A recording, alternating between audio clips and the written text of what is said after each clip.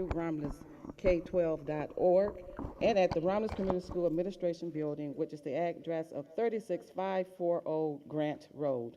This regular school board meeting is in person with public participation. Also, it can be viewed on YouTube, live public stream. Madam Secretary Evatt, roll call, please.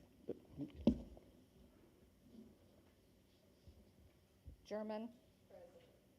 Terrell. Kennard. Here. Piles. Present. Wester. Present. Bergeron. Yeah, excuse. Excused. And Evatt's present. We have a quorum. We all stand for the Pledge of Allegiance. I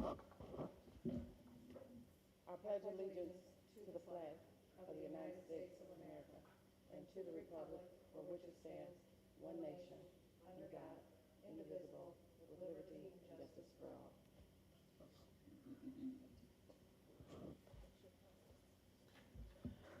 The meeting is now called to order at 6:12. The next item on the agenda, we have some distinguished guests here today, which is under the student spotlight, the introduction of the culinary students, Chef Bernard Parks. They're in the back. So we want to, can you come up and introduce your students, and if there's anyone else that's along with your group? Is there a mic over there for them? Yes. Okay.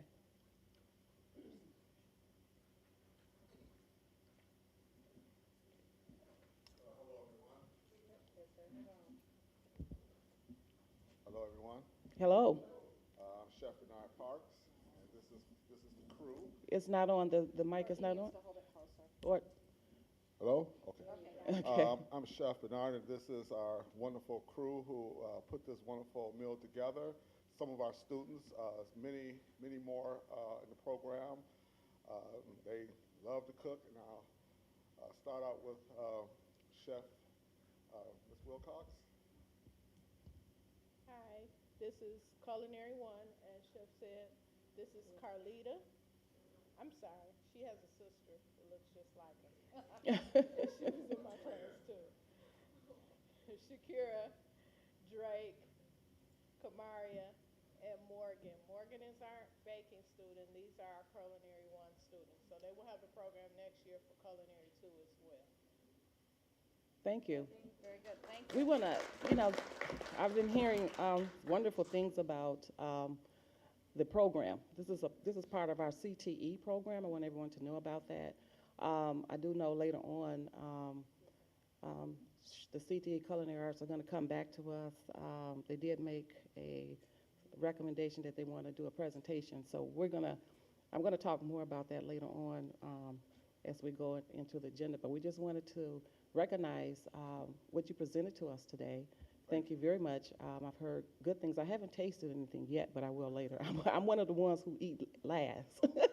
When I speak, I don't eat and drink at that time. But we want to thank you very much, and I'm quite sure the board members and all of our guests they appreciate all that you've done, particularly during the times of where we had the virus and so forth, and how you had to teach that class kind of different. And so we would love to hear about that at some other point in time, and we'll give you the opportunity to do it. And then we're going to do a CTE type of presentation. I'm going to talk to our superintendent, and we're going to see if we can bring different aspects of that phase to come back before the board so that many of us can hear what's going on, how you're doing, where you are, and where you want to go with it. Okay? Is there any board members who want to have anything to say to them? I'll allow that for at this point. Your food presentation, professionalism, and flavor was outstanding. I'm very, very impressed with everything. Thank you very much. And this board member here, she does catering, so she knows what she's talking about. If she's saying it was good, then it's good. This is the future. So Okay, thank you. Awesome job. Thank you Vice so President. much. Thank you Thank you very much. so much for bringing these young people to express their talents as we say, with our CTE program, because everybody is not going to college, but they can make a living being a chef or pastry. It was excellent, excellent. And I'm not a key lime pie person. It was excellent. And Great thi- job. And the vice president is a baker. So she knows what she's speaking on when she said key lime, and it was that good. Then that means you tested her palate, and that means it came through with 4 stars, or is it 5? All right, thank you very much. Next on the agenda is public comment. Madam Secretary. Lisa Nolan.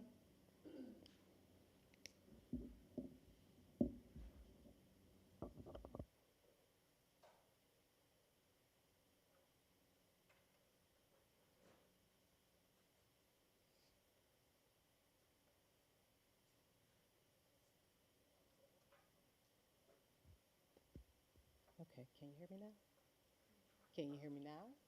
Okay. I don't, sounds like it's on. Okay. That's better? Okay. Good evening, President Kennard, members of the board, Dr. Weatherspoon, and guests. My name is Lisa Nolan, and I am the Romulus High School cosmetology teacher. It has come to my attention that we are at risk of losing our program. I'm coming to you with a humble yet bold plea to save the cosmetology program. Let me start with sharing some of our accomplishments and resolutions that may or could help in saving our program. The program began with 8 virtual students in September of 2021. These students showed up religiously. From September to June, those young ladies showed up to class and they worked hard, virtually. They worked hard. When the school year was over, one of my students graduated and 2, along with their families, decided to return as virtual students. Two of the 3 students did not return in person, but they still have aspirations of attaining their cosmetology licenses. In the fall of 2021, 5 of the original 8 returned to complete their respective programs, with the addition of 1 new student. I am overjoyed to share that all 6 of these students, along with the 2 of my junior students, will sit for the state board exam by the end of this academic school year. In the fall of 2022, there will be 3 students hoping to complete the cosmetology program here at the Romulus High School, and they won't be alone. When I found out that we were in jeopardy of losing the program, I held a 3-day recruitment event. 53 students signed up to be part of the cosmetology program. Cosmetology is a career pathway program. It is beneficial to students, their families, and the community that we serve. This is why it is imperative that the program remain intact. It was recently reported that Romulus schools lost students to surrounding school districts and charter schools that are actively recruiting our kids with a range of program offerings. Wouldn't it be awesome to share our cosmetology program with neighboring districts? In Michigan, there are only 4 public schools that still house cosmetology programs. Revisiting how hours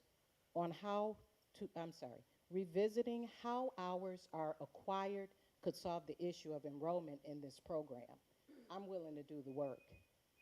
There are over 100 private industry and junior colleges that offer the same program. What's the cost of attending a beauty college? $14,000 or more I'm per sorry, year. ma'am, but the 3 minutes is up. I thank you. Thank you. Thank you for your time.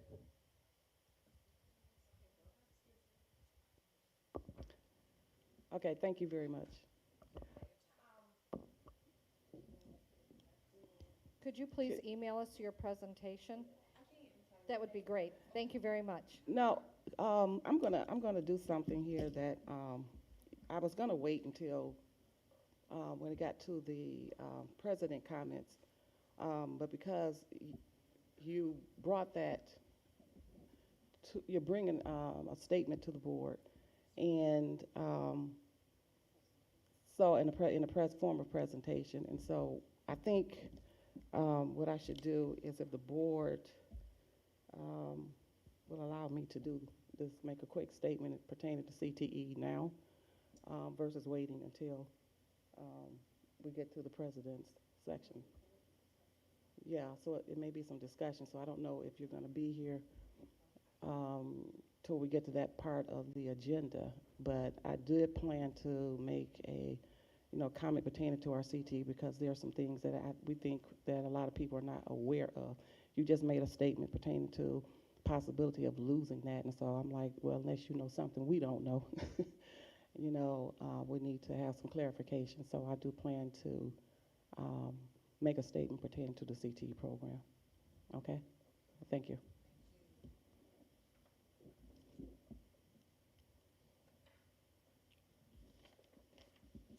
Amanda Haas.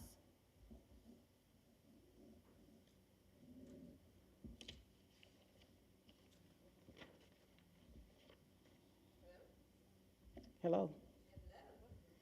Hello, distinguished board members, outstanding educators, and honored guests. My name is Amanda Haas. I work for the middle school. I've been a teacher for 16 years.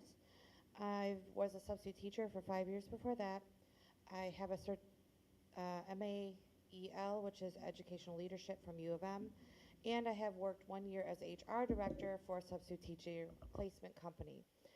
I recently just started a small business, and I'm hoping to request a full presentation time slot with the board. Our current company is just not completing the positions for our schools, and I would like to talk more to that and how my idea can help with the current district issues. Please contact me for further information. I do have cards over there as well if you would like to contact me. Thank you very much.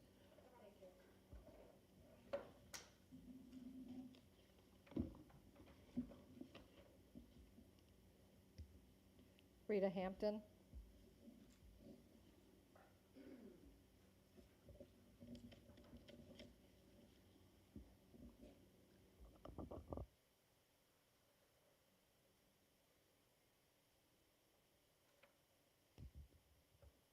Good afternoon.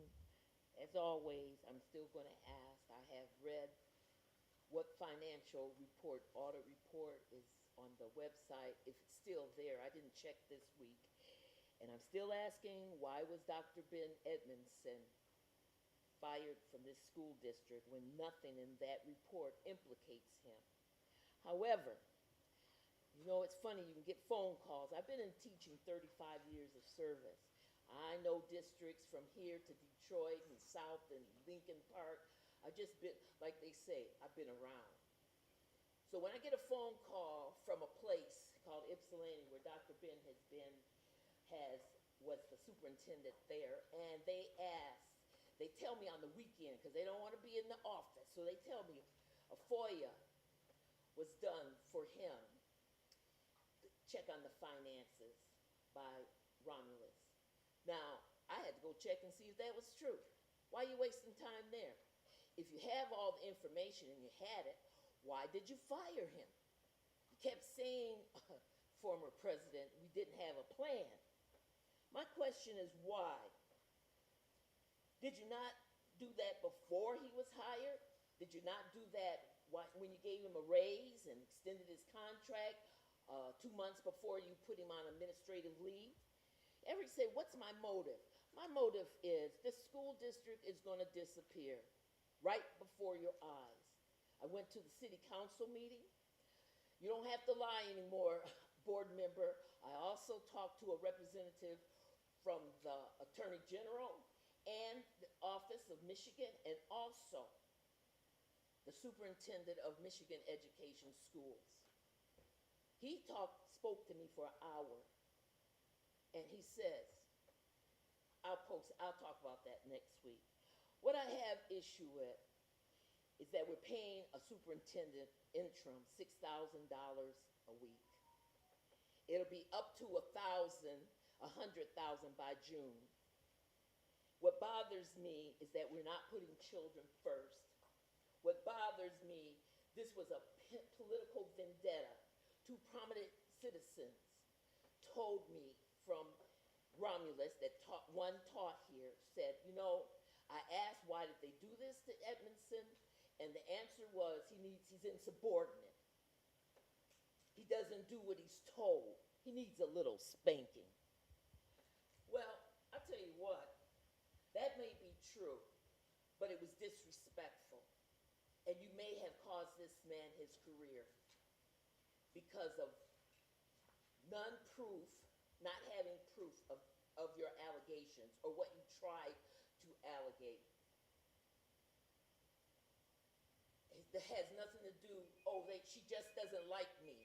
Or I want Dr. Bin Ms. to Hampton, come back. your time is that up. has nothing to do with it. Ms. It's Hampton, about your time doing is the up. right thing. Please sit down. Thank you.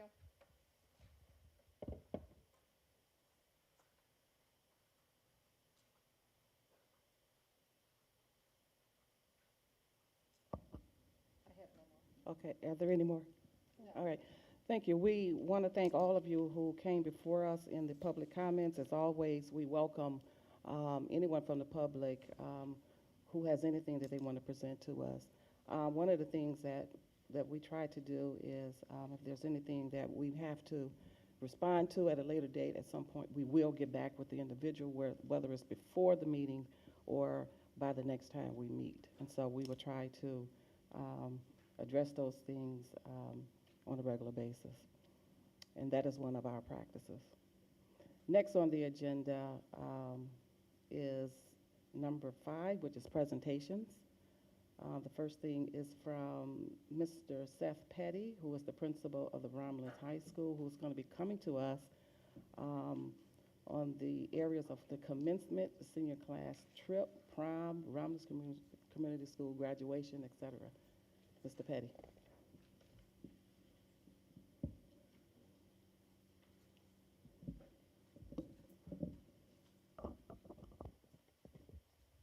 Good evening, Romulus Community School Board of Education. Good evening. To President Kennard, Vice President Wester, Superintendent Weatherspoon, board members Terrell, Mrs. Evans, Mrs. German, and Mrs. Piles.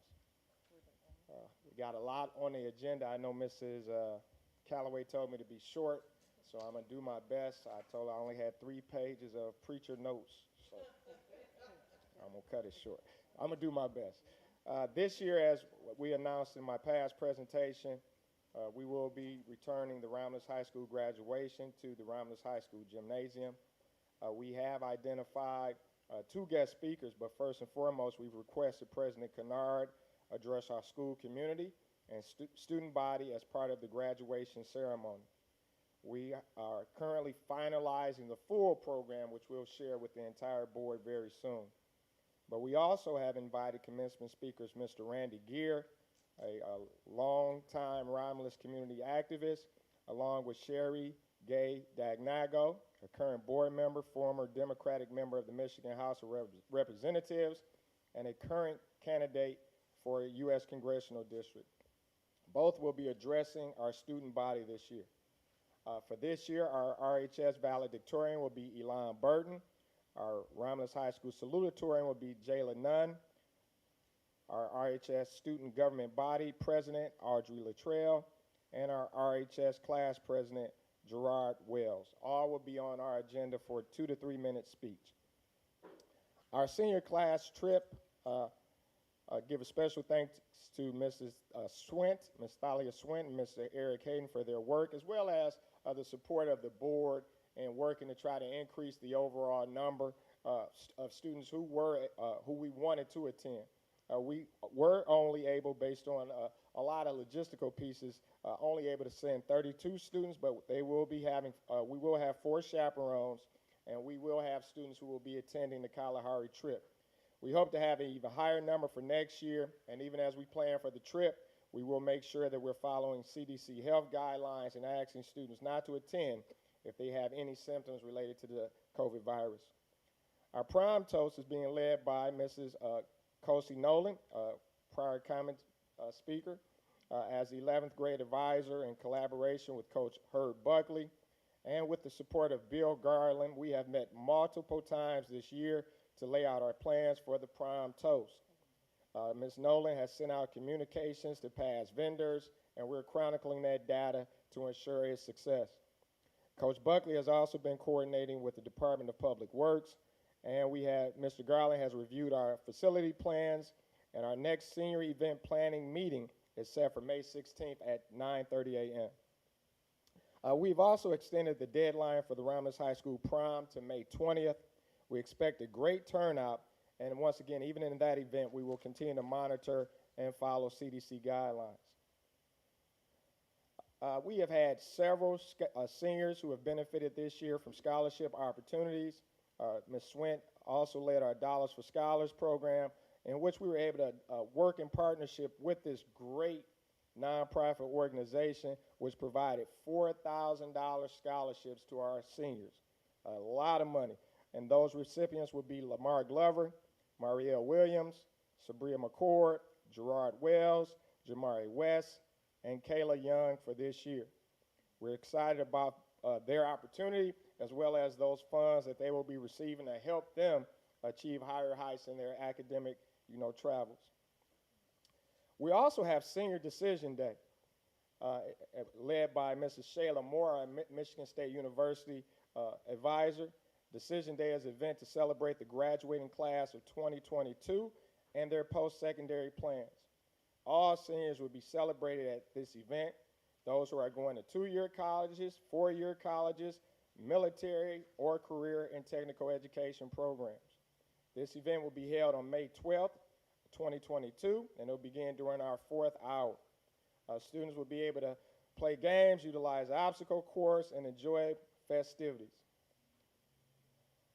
Now to our RCS counselor graduation update and analysis, which is one of the 3 items that you asked me to address today, which was the commencement, senior class trip, prom, and our RCS graduates. How many students do we have this year? We have 147 students, and we expect our graduating class this year to be 126 to participate in our graduation ceremony. If you look at the handout that I gave each of you today, it outlines the specific credits that each of the students, each of our seniors currently have. Our counselors have went in depth with the data to determine who's on track and who is not on track based on the number of credits and following the Michigan Merit curriculum. And as you can see, this number also includes our 4th year and 5th year early college students.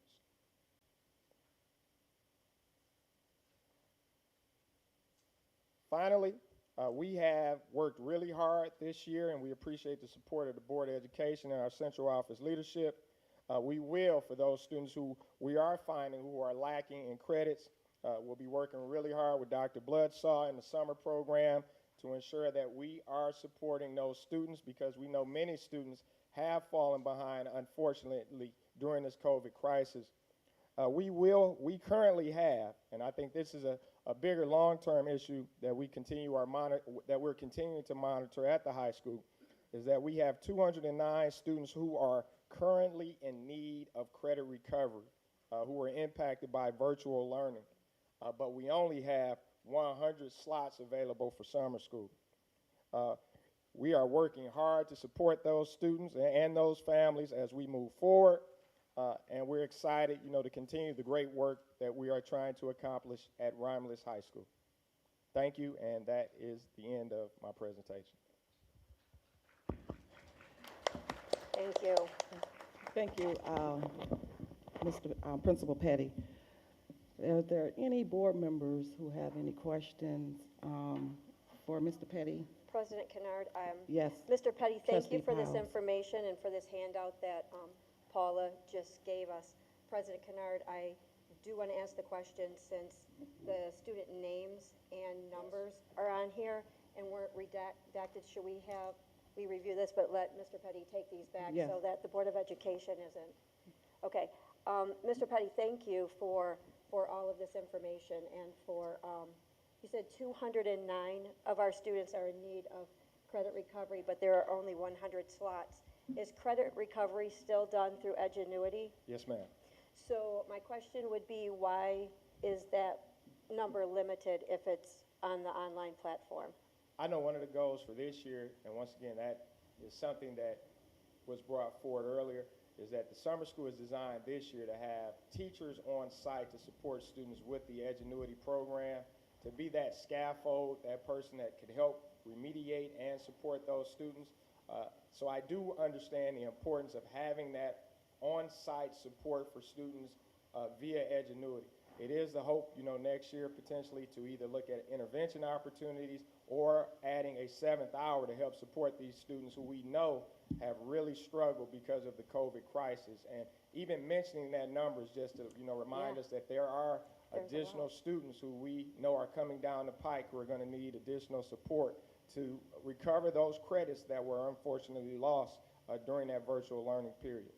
The other question I have, as far as credit recovery, I know that the state of Michigan, like for Algebra 1, there are other classes that can satisfy that course requirement.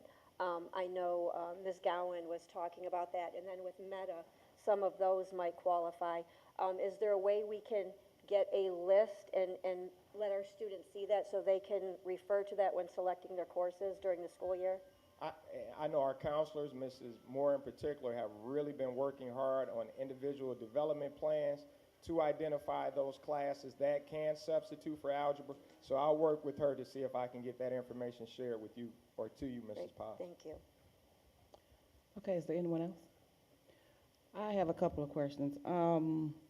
So I'm looking at some of the credits earned in the ranges, range from, this amount to this amount. What is the maximum amount to that indicate, what is the amount 22. to determine? Is 22? Yes, ma'am. So, yeah, because we have some that's over 22, and I was just wondering, so those are additional things that they have probably as electives or whatever that they Yes. picked up.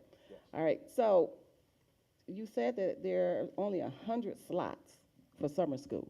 Yes, ma'am. Now, in the event, are we turning students away? If we get more than those students, what is the backup plan for that? Like, I would hope that we're not turning away, students, if they're needing, to complete summer school course, for credits. Well, we really targeted our seniors and juniors, our super seniors in particular, and we also looked at, other factors. So I would not say that we have turned any individuals away now, but I do know just the need currently is, long-term, 209 slots. Okay. Anyone else? Not a question on this, but I know at the end of the year for Student Spotlight, the last couple of years, we've highlighted the valedictorian and salutatorian.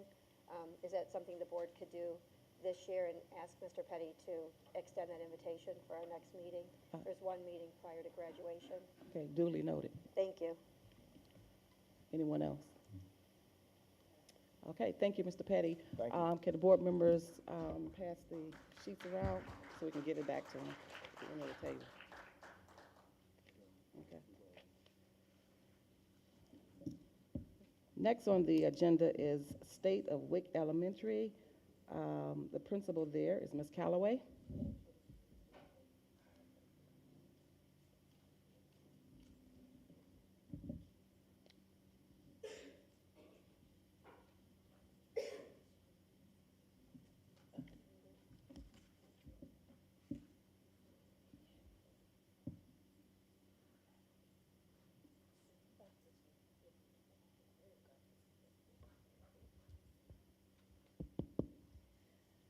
Good evening, RCS and the Board of Education, Superintendent Weatherspoon, Good evening.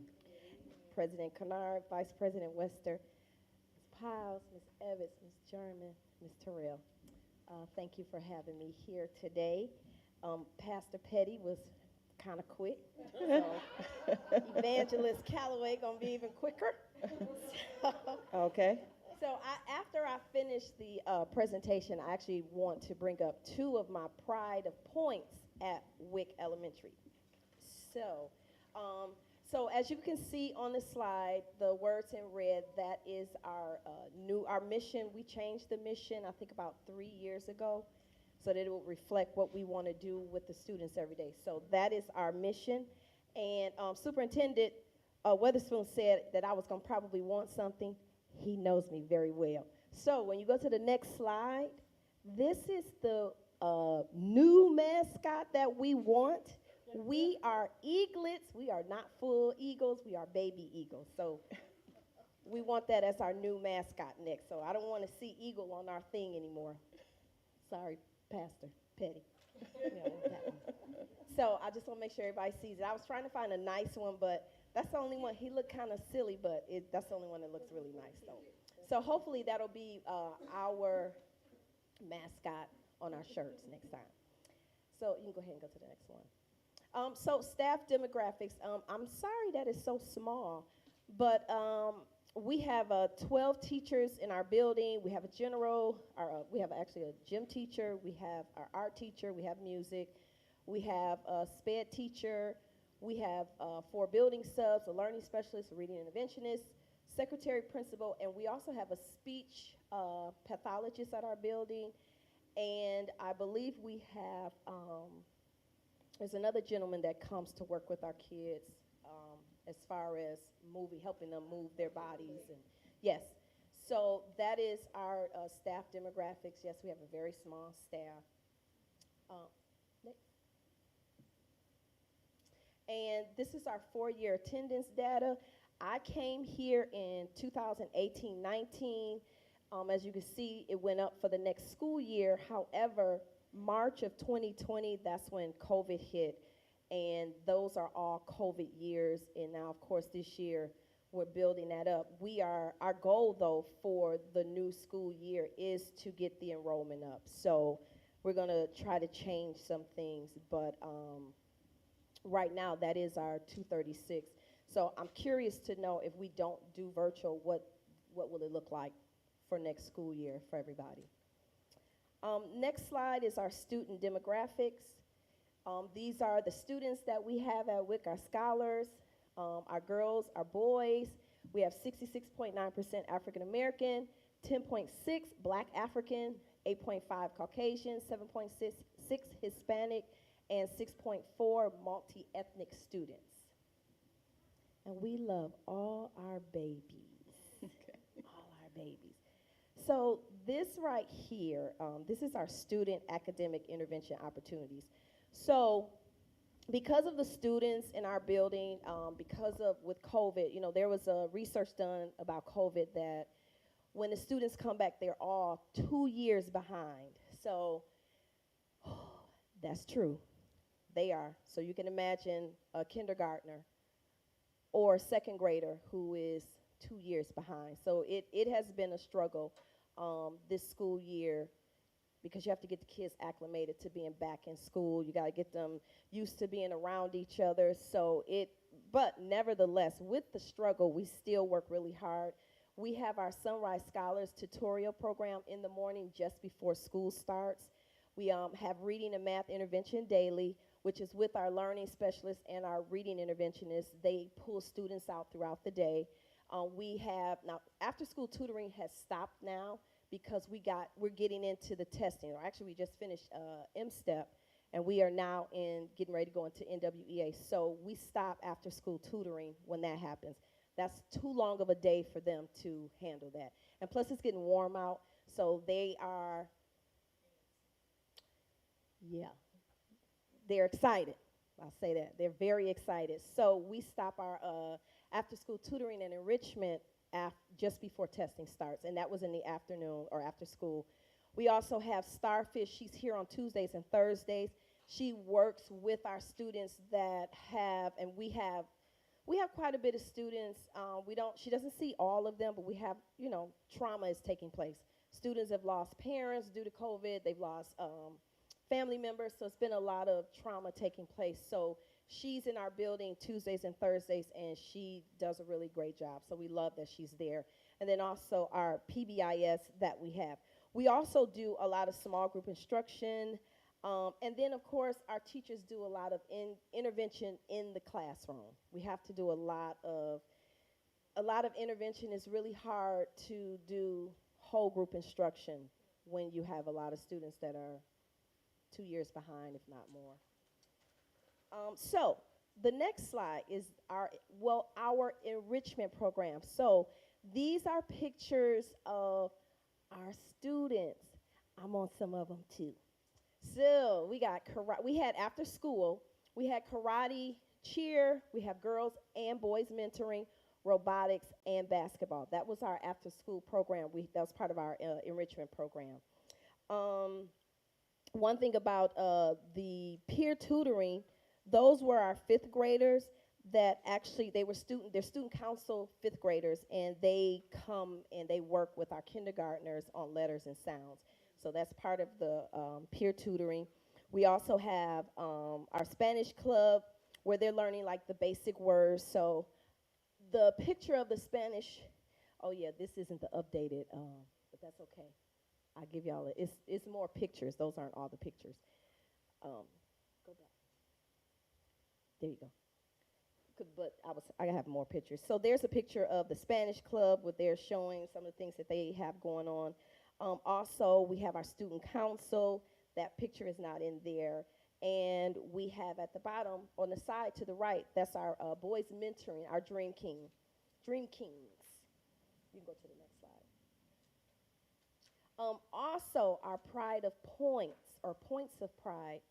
We had, everybody knows that March is Reading Month, and we had a lot of guests that came in, and we were very appreciative of the people that came in. We had Senator, I think her last name is Geis. We had her come, and she comes every year, so we love that she comes. We had Ms. Wester come. I missed you reading that day.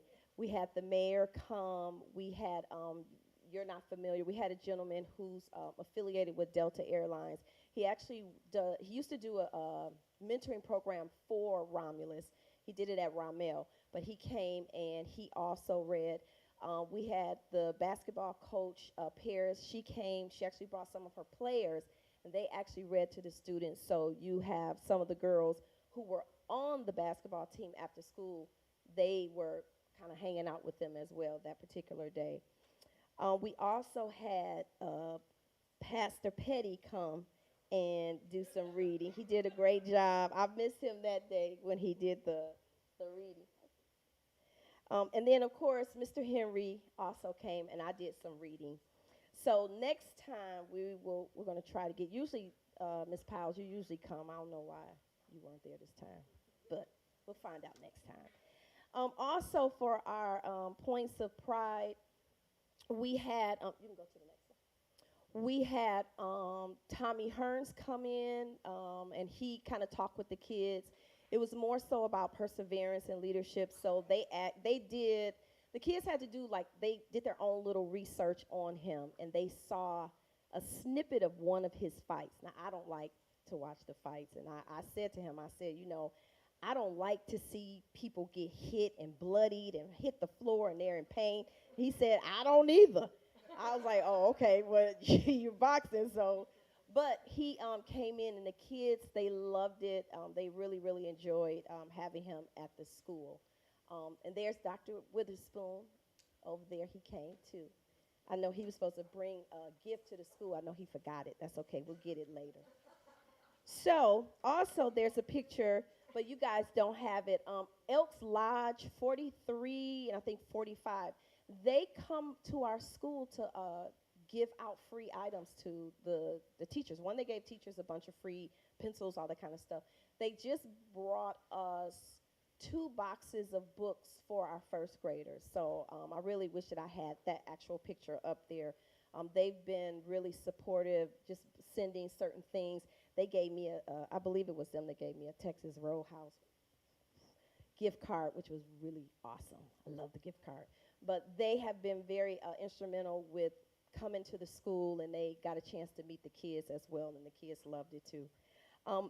Now, 2 things about my Points of Pride. Because of the trauma, Because our kids don't have all the opportunities that everybody has. And in our school, it's a lot of women in our school. You know, you can count, I think it's 2 or 3 guys in our school. I thought it was very important to have somebody in our school that the boys could look up to. My 4th and 5th grade boys, and I've had a boys mentoring program for 4 years. It'll be 5 years next year. And I am a stickler when it comes to respect. My kids know it. I don't deal with disrespect in the building, especially not to adults. And he has been a key instrument to that because the boys are actually gentlemen now. They'll come and ask me, can they do stuff for me? But I appreciate that they do come and say, oh, Ms. Calloway, Principal Calloway, you want me to do blah, blah. But that's because of what's being taught in the class, in their sessions with Mr. Malcolm. Also, he deals with the trauma. That's another thing, and he works with me when there's serious trauma that takes place because the boys feel very comfortable talking to him, which is great. And they come and, you know, I'm able to help out as well. He also gets on them as far as the academics because you got to be educated. You cannot go through not knowing anything. So he does a great job with doing that, and I'm going to have him come up to present. And also we have our girls mentoring, Ms. Daniels, and she also does her mentoring program was actually one of our after-school programs. And again, we're dealing with the trauma of what's happening, teaching them about, especially, and she does the girls, the 4th and 5th grade girls. So those things that girls deal with when they get to 4th and 5th grade, those are the things that she actually will be working with them and talking to them about and getting them through, and you know, all the female stuff that they would need to know. And then just how to be a lady. How do we talk? How do we act? And what's important when we get into the classroom, because now with them being younger, when we were going to school, we weren't interested in boys until we got in high school. Now that's a little different. So we got to kind of curb that because they're younger now. They're not COVID babies, but they are COVID, and you know, they're just COVID. You know, COVID babies start walking at 2 months and they got teeth at 4. But now, you know, so she does a great job with them. She does a lot of projects with them. So I really want to bring them up so they can talk really briefly about their programs. So I wanted to bring up Ms. Daniels so that she can talk about her mentoring program really quickly.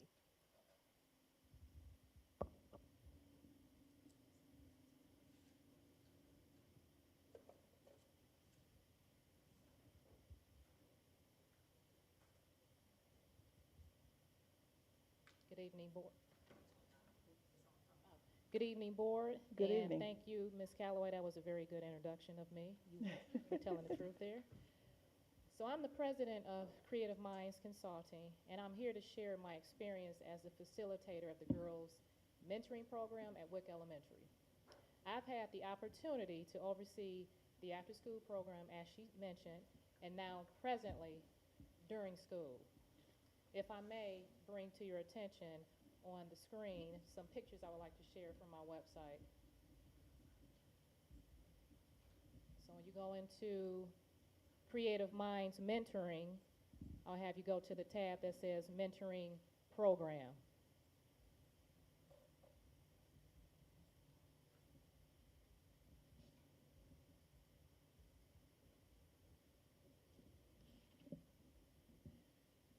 Okay, so the purpose of the mentoring program is to build the girls' level of confidence to be the very best that they can be through team building activities, empowering conversations, and sharing positive values. Life skills and team building activities are the 2 main ingredients to promote the girls' success. So I would like to, if you could, go down where it says, I can be my best. I have pictures I want to show. And you know what they say, pictures tell a story. So as you can see, these pictures definitely tells stories of my interactions with the girls and positive feedback from them. Those are Wick students. These are Wick students.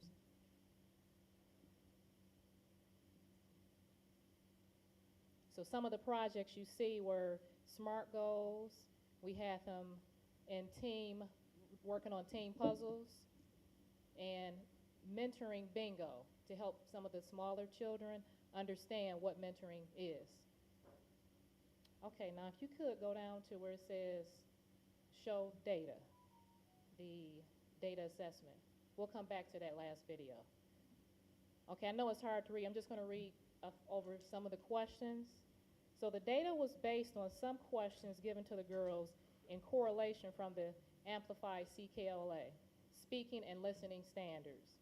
And after comparing the pre and post assessment that the girls received, there was a significant increase among the following statements.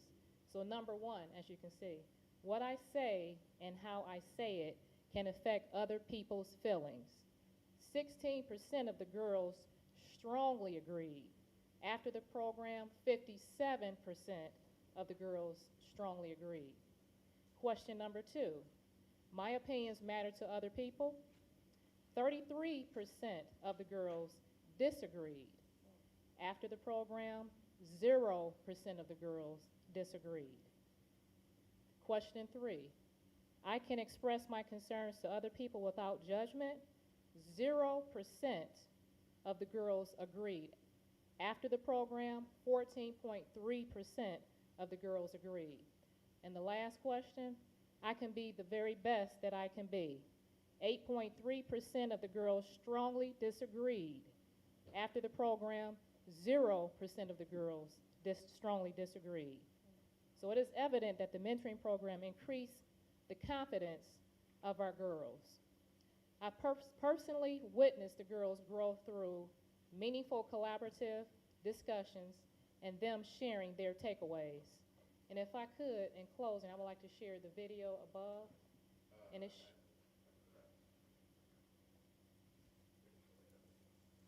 what it is, what he's going to scroll up is to show a team puzzle challenge. I can be my best.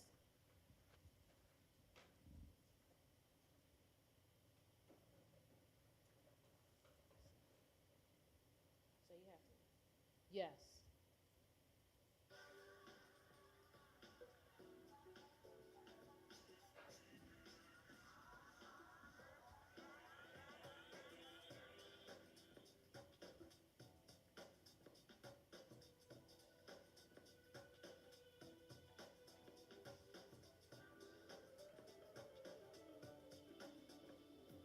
So the puzzles that they're putting together are all positive affirmations that we went over right before the challenge.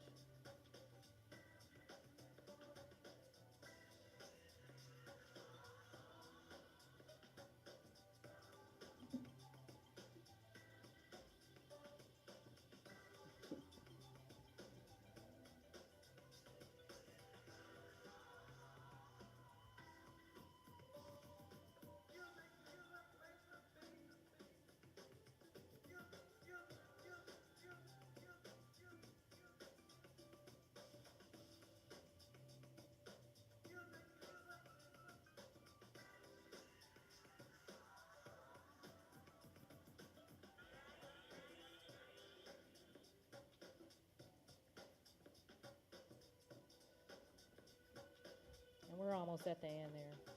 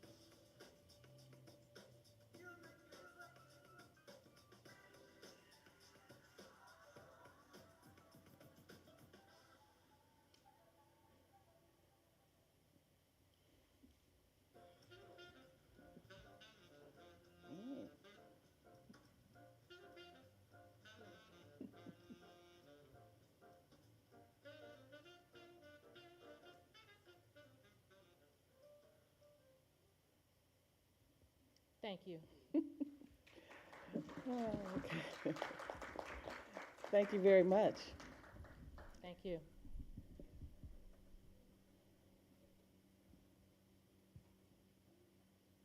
How's everyone doing today? Okay.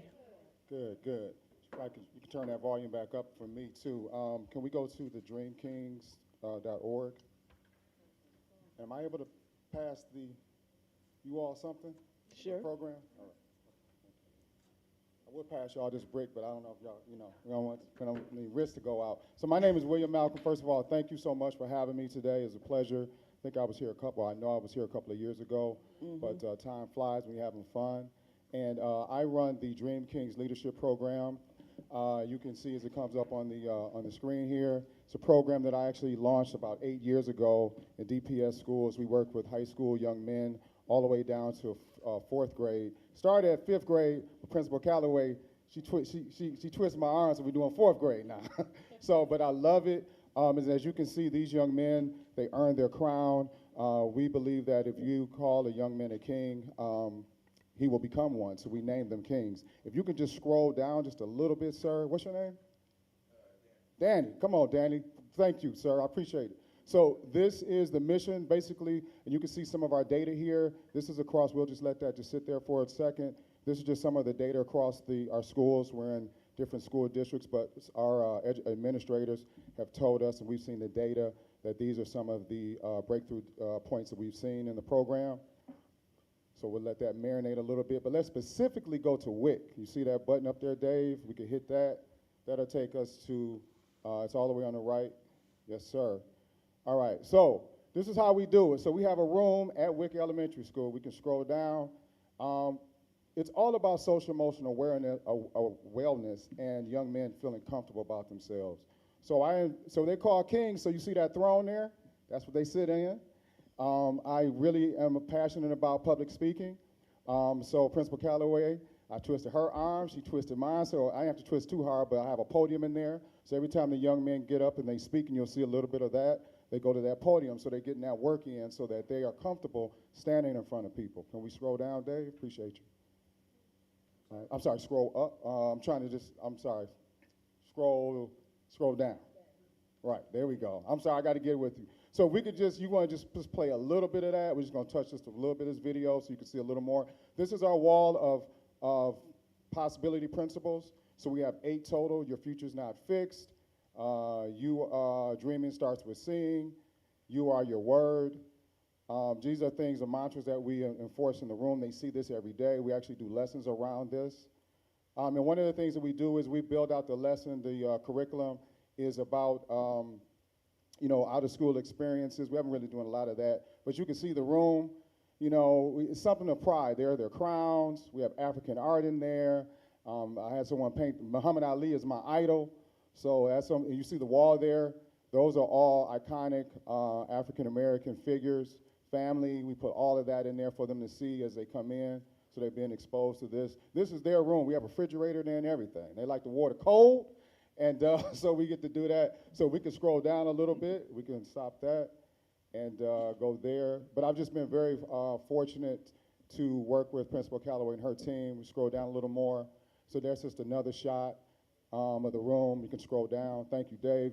We locked in. All right. How do we do it? Compassionate mentorship, creating a safe space for sharing, a curated curriculum to engage each and every young man, positive reinforcement strategies and recognition, conflict resolution strategies, intentional focus on social and emotional wellness, consistent, constant collaboration with school educators and administrators. That is the key. I love the fact that I'm able to run this program during the day because I'm able to interface with the teachers and administrators. Can we scroll down just a little bit? All right, there's my fellas right there. So that's the brick. So what they do is we say, I'm a king filled with passion, purpose, and power. That is our mantra. That is something that I tell myself every day when I leave the house. I'm a king filled with passion, purpose. All right, so there's my boys, and you can scroll down a little bit. All right, there's this What Our King sitting in the chair. Look at it. Don't he look regal? All right, so he's sitting there in the chair. Can we scroll down just a little bit more? All right, there's another one of our kings right there. If we can scroll down, I think we'll have a couple, that's us last week after a little gym time. Can we scroll down a little more? So you can hear anybody come up here and tell you guys, I'm sorry, you all, what they do. But I think it's very important to hear from the young people. So if we could go to, scroll down some more, Dave, we locked in. So hit the one that says, yeah, play, I'm sorry, go up, my bad. So the one that says part 2. It's part 1. Okay, so if we could press play there. So you'll hear from one of the students as he talks about what the program means to him. Let's go! Everybody clap for us. Whenever someone goes to the podium, they always clap. All right. Let me know when you're ready. And you know what the question is? The question is, what is the Dream King program and what do you get out of it? Go ahead.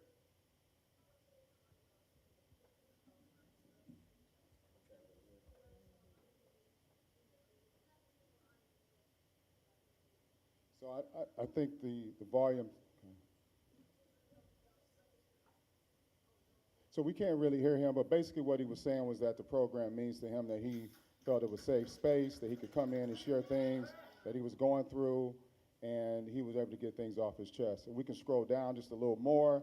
You'll see there's another young man, but we can keep scrolling. And then we also have fun. You know, I don't get out there with my crossover. We can play this a little bit. So after we get our sessions in, take them to the gym, send them home. Look at that boy, look at that crossover. So after they get that work in the classroom, we do our lessons, they get rewarded for being able to go to the gym. We're just gonna keep it there because he got this shot and the other one's gonna come in and dunk on him. All right, so we have fun. We could just keep scrolling down. So this is a really important part I wanna talk about, we can keep scrolling, is that mentoring is still needed after elementary school. The Dream King Leadership Program has the programming, mentors, and capacity to engage your Romulus students from 4th to 12th grade. So in most districts we work with, we are there, we can work with them all the way. They can become a Dream King all the way in high school. We started in high school and worked our way backwards. So this is a couple of texts from your students who have been in my program who are at the middle school and now at the high school. So if you can scroll down. They sent me these they followed me on, I believe it was Instagram. So this was a student. He said, hey, Malcolm. Now, he should have said Mr., but he said, hey, Malcolm, are you coming to Romulus School? And I asked, who may I ask? Dejon Brooks. I was in the Dream Kings. If you want to scroll down a little bit, I said, what's up, sir? That's that code switching we teach them. Yes, I've been wanting to get over there, but it's up to the principal. Okay, so we have one more of these. I have several of these, but these are 2. This is Malcolm. We had a student named Malcolm from Wick. I was in the Dream Kings, and you said you were going to come to the middle school. I was wondering if you're still coming, and I said, I'm trying to get there. Are there any other programs there for boys now? Continue to be a leader, sir. And that was that. So what my ask and plea is that I have the mentors. The need is there.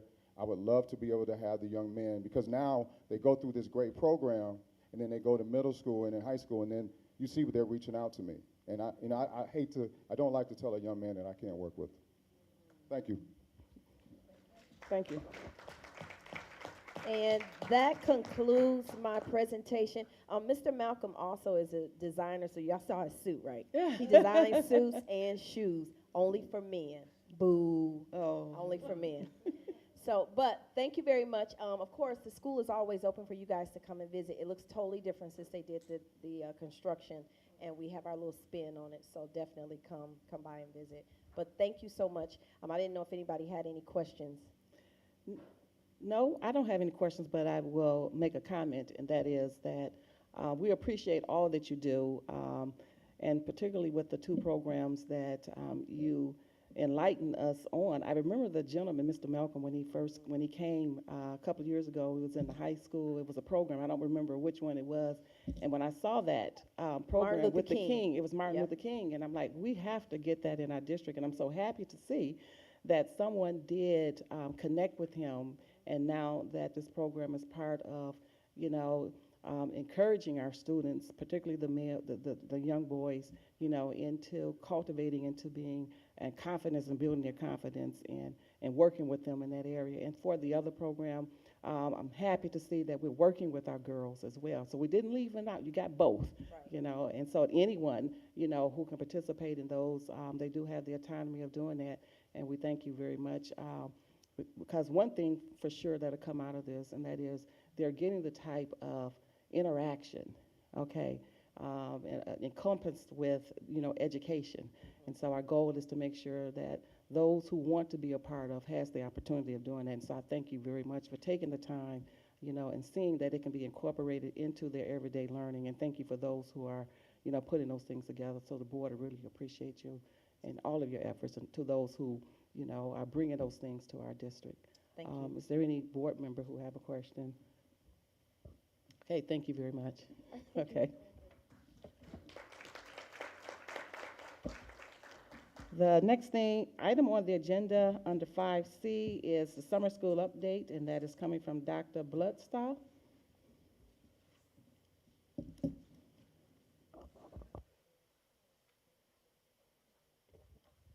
Good evening, Board, Madam President, board members, Dr. Weatherspoon. A couple of weeks ago, I started as the interim director of curriculum and instruction, and was placed with a charge of getting the summer school together. And it wasn't by myself. I had a team that we have been working diligently and under a sense of urgency. And with that charge, we wanted to do something different. So in the past, my understanding is that summer school was run by, different staff members that volunteer, but this year we specifically asked for principals to play a role in this. And so summer school will be held at the high school. The principal for the elementary portion of the high school the elementary portion of summer school will be Principal Calloway. For middle school, Mr. Parker, and for high school, it will be Mr. Petty.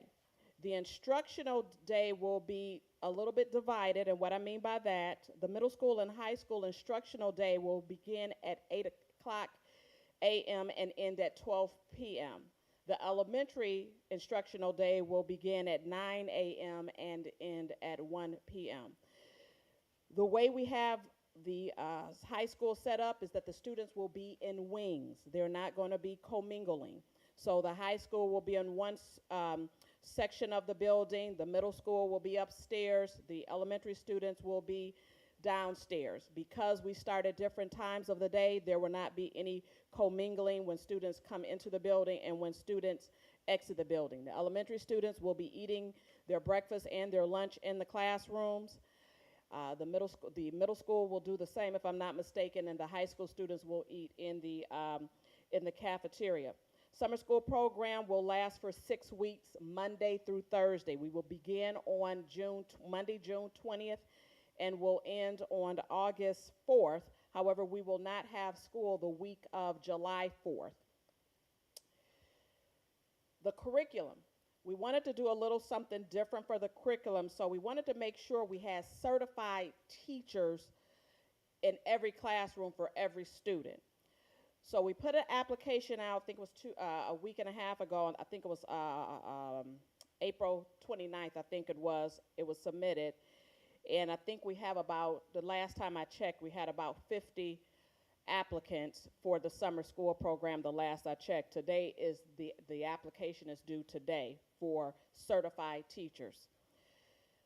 This also includes our special education staff as well. So I know there have been questions about that. The curriculum will consist of some online components. However, the online components will be facilitated by teachers in addition to some traditional instruction. It's not sitting the students at the computer and doing computer all day long. That's not what we're doing. Majority of it will be hands-on. So we're doing ELA, we're doing mathematics, we're also adding a science component. Last year, we purchased a program called STEM Scopes, but we were not able to use the hands-on labs because we were not able to get a teacher to do that lab. We did not want to just put anyone in that program, so we decided to just hold off instead of just putting just a body into that program. So we wanted to, so we're gonna be doing that program this year, and we're also gonna be, we'll be doing something called academic games. This is a celebrated program. One is called equations, one is called linguistics. The equations game is a mathematical game where kids are creating equations. And we will have professional development for staff to facilitate this. The other game is called linguistics, where students actually form sentences and words. Sentences must begin in a capital, end with a punctuation. Words must be spelled correctly. Because it's a competition, it's a fun competition, that's part part of it that accelerates that learning because students want to compete. Professional development will be held for teachers on Thursday, June 16th.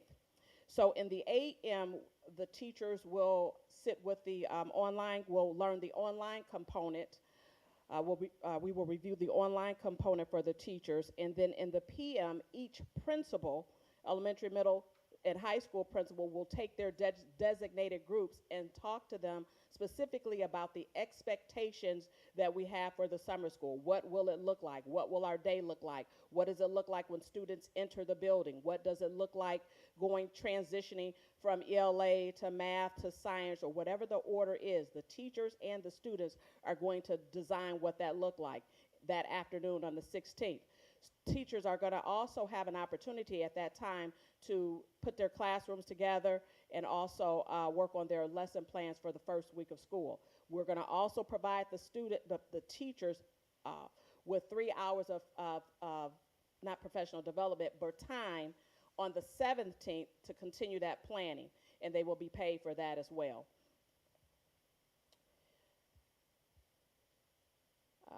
What else do I have here? Do I have any questions right now? I have a whole lot to talk about. Are there any questions in regards to the summer school program? Yes, Ms. Evans. I have a question regarding the recovery process. Mhm. It was stated that there's 100 students available for that, or 100 slots.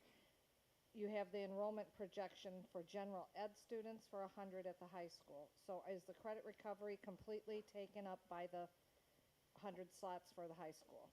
So at this time, we have not sat down. I will be meeting with the principals tomorrow.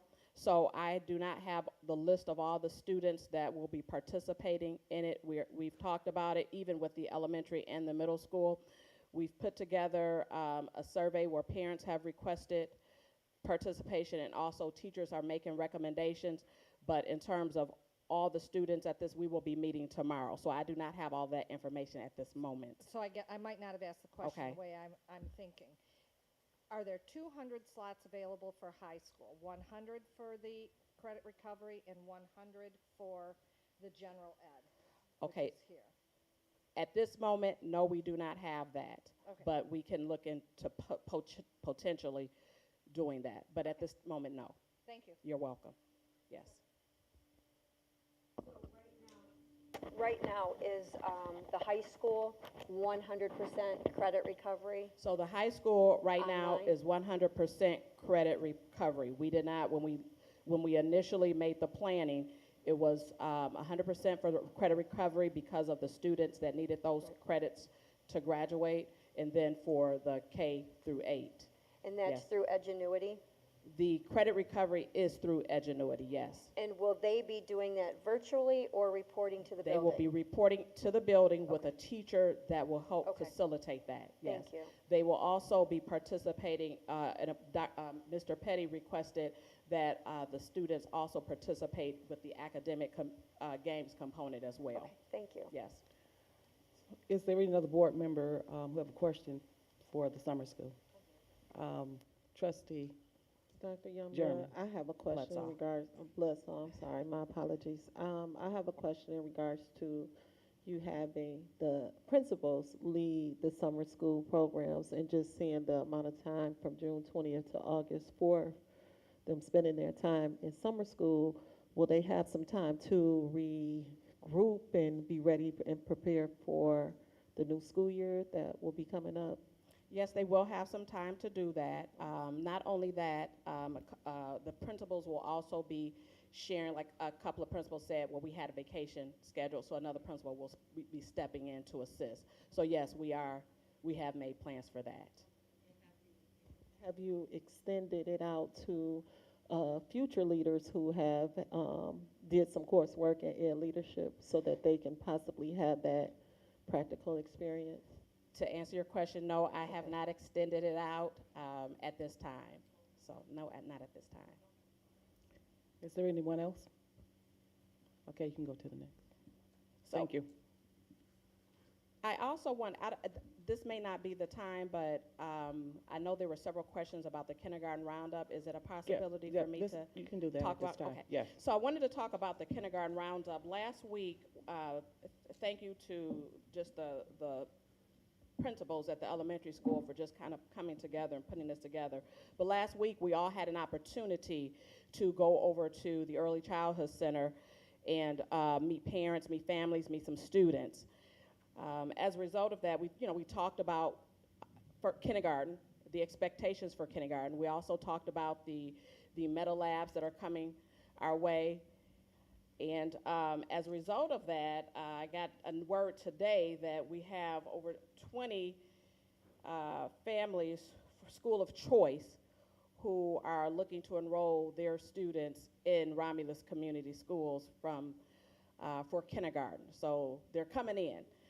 One of the things I will also say is that we're having on May 26th,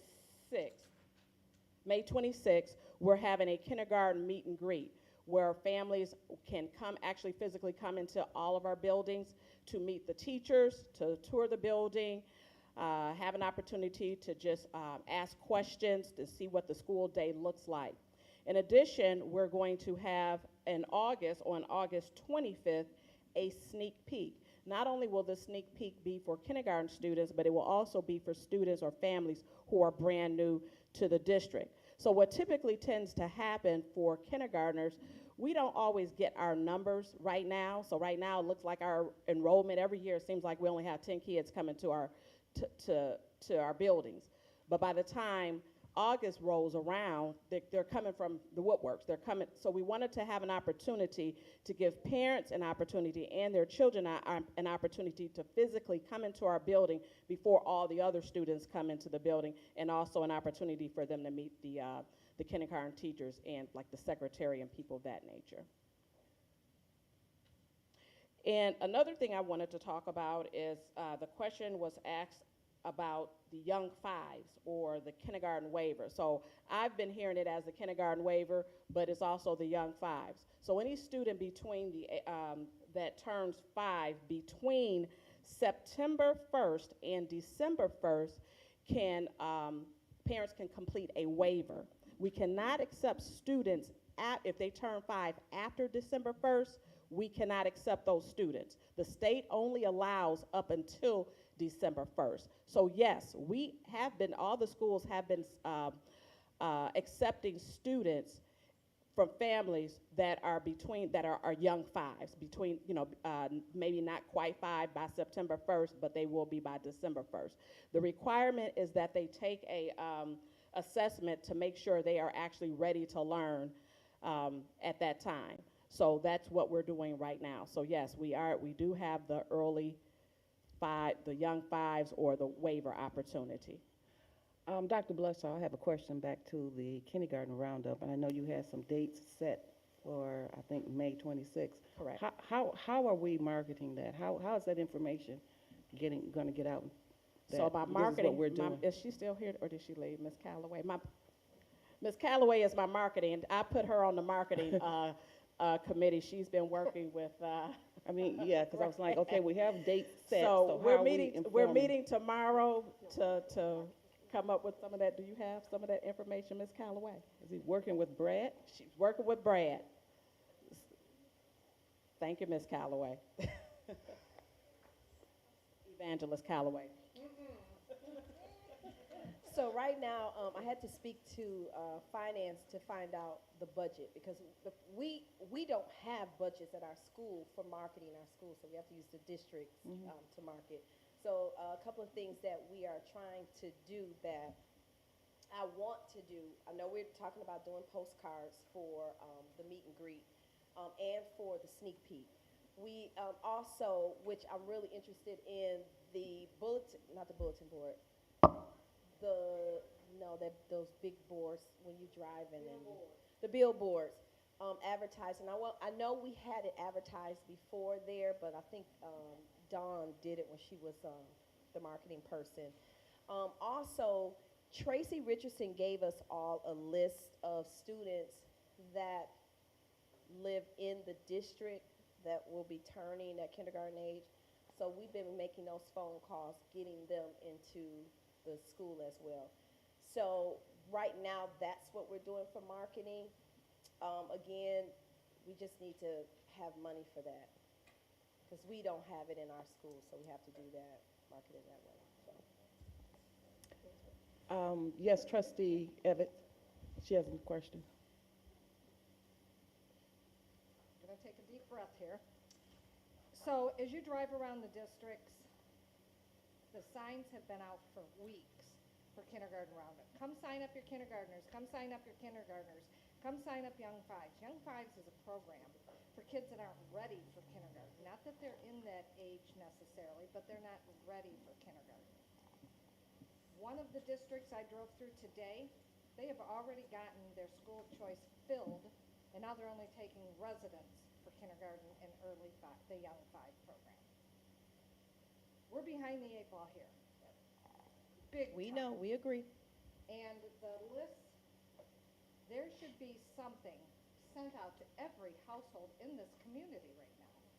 We should be on television. We should be something. Brad is here. Maybe Brad can help us. I don't know. But we are so behind the eight ball on this that I'm frustrated. And it's not just, we're having this conversation, so don't take it as I'm frustrated with you two. It's this cable, the whole thing. We have dropped the eight ball on our kindergartners. Mm-hmm. And what are we going to do as a district to fix this? So we agree with you. But you also have to, and not to make excuses, it's been a lot going on in this district, and it's been a lot of changes for leaders who were over this part of the program. So we as the principals, we're actually scrambling to get stuff together because of all the changes that have been taking place. So we're just as frustrated as you are. This should have taken place in February.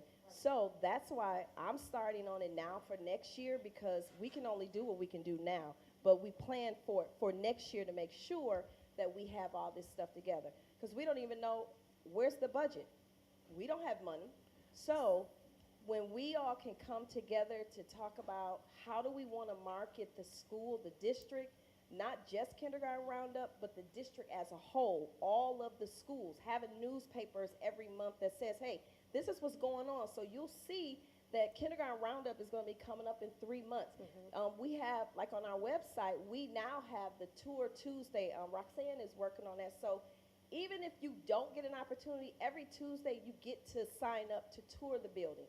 Whatever time you feel that works for you, that's what you do. So we as the principals, we've been working on that in addition to doing the things that we're supposed to be doing in our own building to kind of close up and deal with testing. So hey, we all are frustrated. And I appreciate your efforts. I'm frustrated. Yeah, we are too. And I appreciate your efforts. But again, like you said, this should have been done in February, okay? And Brad's going to rip me. Okay, are we? Oh, no, far from it. So, Hello?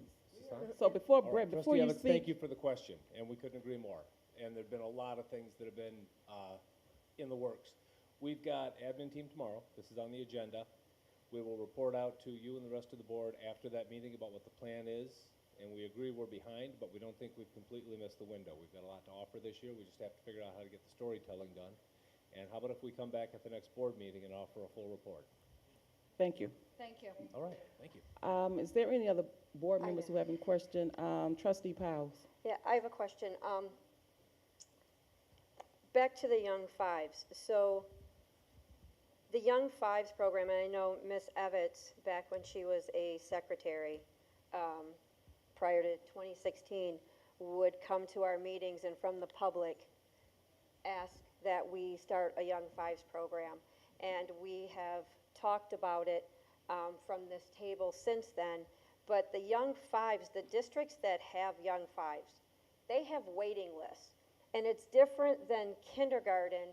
It's for students who turn 5 from June 1st through December 1st, but they may not be socially or academically ready for kindergarten. So they go through the same curriculum, but at a much slower pace. And then the next year they're in kindergarten. So they're getting that extra reinforcement year. and then they go on and they're much more successful, and they, the following year, are leaders in their classroom. So I know we have asked what would it take to get that program here.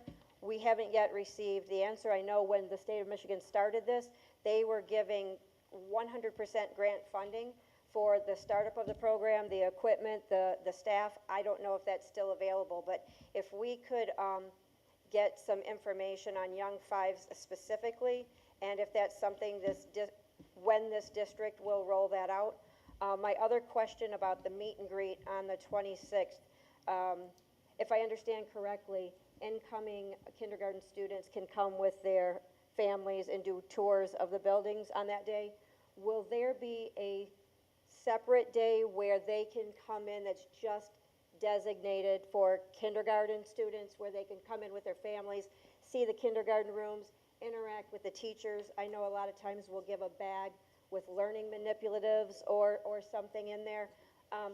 T-shirts, yeah, class of, I don't know what that, future Romulus High School graduate, class of 2033 or whatever that will be now. But we need to be mindful that this is the 6th year that I've sat on this board, and this is the 6th year that our district has had no active recruiting and putting word out for kindergarten roundup. And we have to be mindful that these families, these parents, and these incoming kindergartners, they've waited their whole life for this milestone.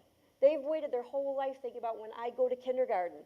And we need to embrace them and regard it as such. It's a huge milestone in their life, and thank you for the work you guys are doing. But as a board, like, what is our expectation? What do we think about kindergarten? How do we want to embrace parents? Is it something that we want to talk about and get the word out? I know the district used to have kindergarten roundup. Word was going out in January and February, and kindergarten roundup was late February, early March, and we were able to start getting those numbers. I know our elementary teachers all have access to their families through Dojo. Maybe they can send out and say, do you have any children in your family that will be starting kindergarten, or even GSRP, so we have a target market that we can really hit. And let's do something special for our kids starting kindergarten so they're excited to be at Romulus Community Schools next year for kindergarten. So, yep, we agree with everything you're saying. We are doing some of those things. Now, as far as Young Five, so before I came to Romulus, I worked in a school district, and normally your Young Fives, you can have them at the public. Usually I see them at charter. And we had Young Fives because we did not have a daycare. So that was why we did Young Fives. We didn't have a daycare that we could have those kids come to our schools. So I'm familiar with Young Fives. I'm just wondering, and this is not a question for you guys, I'm just wondering how that affects GSRP when we have our program there. So I know about Young Fives. I had Young Fives at my school, but again, we were a charter school. We didn't have daycares. So that's something, but it's something to look at. Also, as far as the different days, we do. Parents get the opportunity. All of the principals, we do tours all the time. Every day, all day long sometimes. Not every day, but we do tours Monday through Friday. Even during the summer when we're off, we still do tours because parents still call. So they also have the opportunity. So the dates that we have set, there is information that will say to them, if those times don't work for you, schedule it so that we can, because we're not trying to turn any kids away. We want the kids here. So, like I said, this is something that, this is a district issue, and if you want to do all this, this is awesome. You got to have a marketing person. Somebody got to advertise, because it's not easy for principals to advertise the district. You have to have a marketing person. We had one before, and she was moving forward, but she's not here anymore. So you want to get the district going, you got to have I'm doing advertising. I don't know how to do advertising. But all right, thank you. All right, is there any I appreciate everything that you have done and are doing. Thank you. All right. Is there anything else pertaining to what you want to present to the board? Nope, that's it. Okay, is there any other board members who have any questions for Dr. Mbssa and Ms. Calloway? All right, so we all agree that there's much work that needs to be done, okay, with the district in terms of getting the programs. And so this year we understand we understand the challenges that we have had, both administration, both at the school levels. The board do recognize that. I want you to know that. And so as we begin to move into that direction, there are going to be conversations held. So board members, I'm asking that if you have any additional conversations pertaining to this, that we direct it to the interim superintendent or myself so that we can make sure that as they begin to plan and develop, moving for next year, particularly I heard you say you're starting with next year in February. That's great strategic planning, okay, because that allows you for adjustments along the way and to look at the things that have happened as you build it this year, because you're doing it on a shoestring. Shoestring in terms of finances, shoestring in terms of time, turnaround, and we're just hoping that the best outcome, okay, is for the district and that we accomplish and achieve what we're trying to do, and that is to market the district in terms of that area, particularly with what we have not done before with the Roundup, the Young Fives, and so on. So I'm glad to hear that that was on your agenda in the conversations, because those were things that have conversations among board members that we've had. And so thank you for bringing that to our attention today, because it lets me know and the board know that you're thinking. We're not quite, we still have to do that yes, no, does it mix or whatever, and see what works, okay? And it's an ongoing situation where you have to make the adjustments along the way. It's not going to be perfect, okay? We can stack up against and we can compare with other districts, but we got to figure out what's right for this district, what works for this district, and how we're going to do things. A marketing person at that caliber may not have worked for the district in terms of what we need.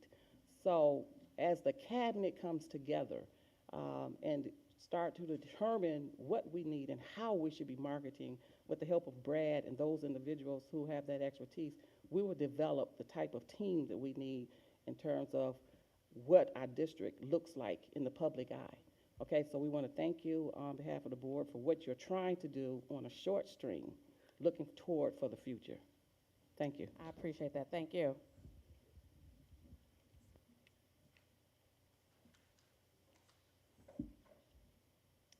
Okay, the next, let's give them a hand of applause because they really are working hard for that. The next item on the agenda is the consent agenda. Board members, we do have an item that we need to remove from the agenda, which would be item number 9A, which is the report of the Director of Human Resources. We need to remove that from the agenda.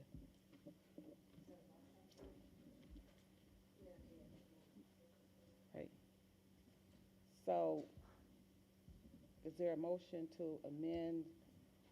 Move the motion to amend the agenda to remove action number 9A. Support.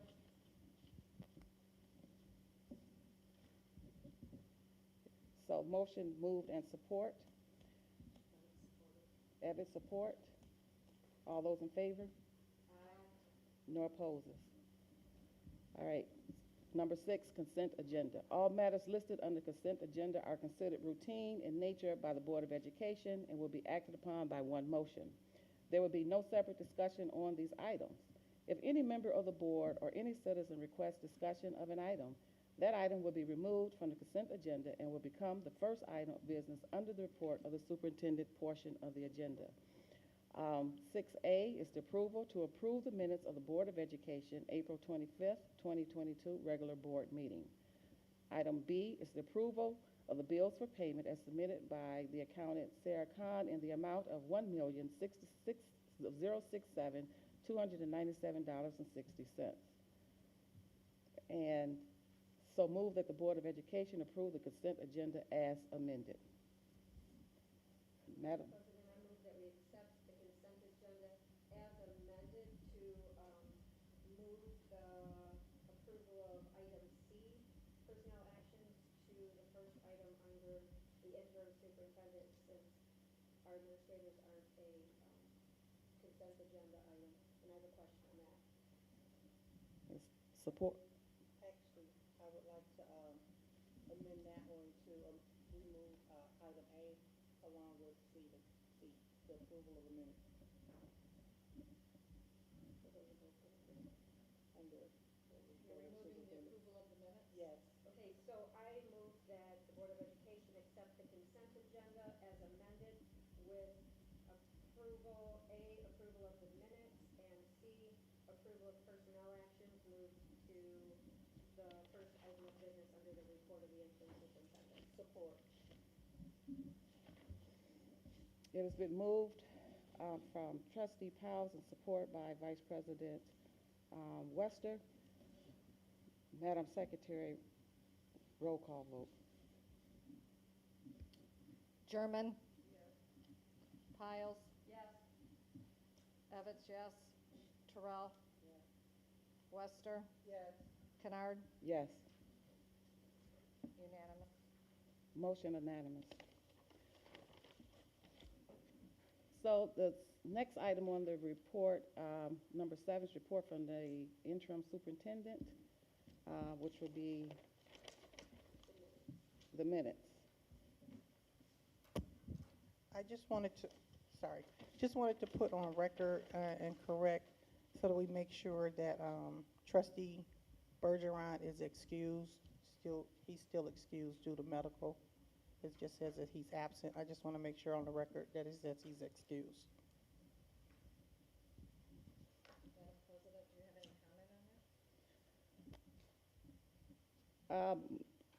We had him for excuse today, I believe, when we did the roll call. Okay. So one thing that we need to make sure is that any board member who is going to be excused, that they inform the interim superintendent and the president of that notice. So we will continue to have Mr. Bergeron on the absenteeism as excused until further notice, and he should be informing the interim superintendent and myself moving forward. Thank you. Duly noted. Okay.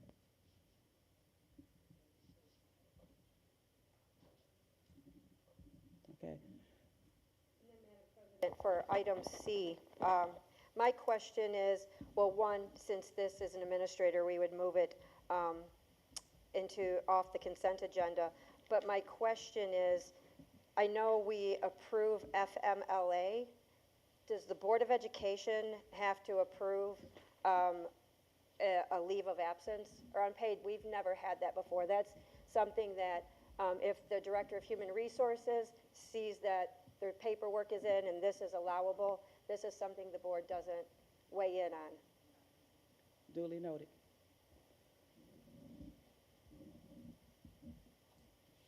Okay. Thank you. Thank you. Dr. Witherspoon.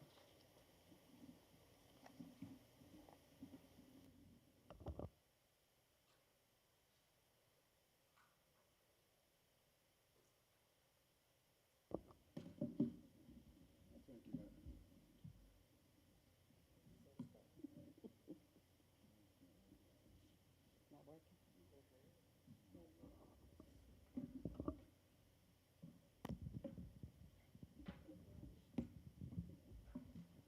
Thank you, Madam President. Good evening, members of the board and members of the public.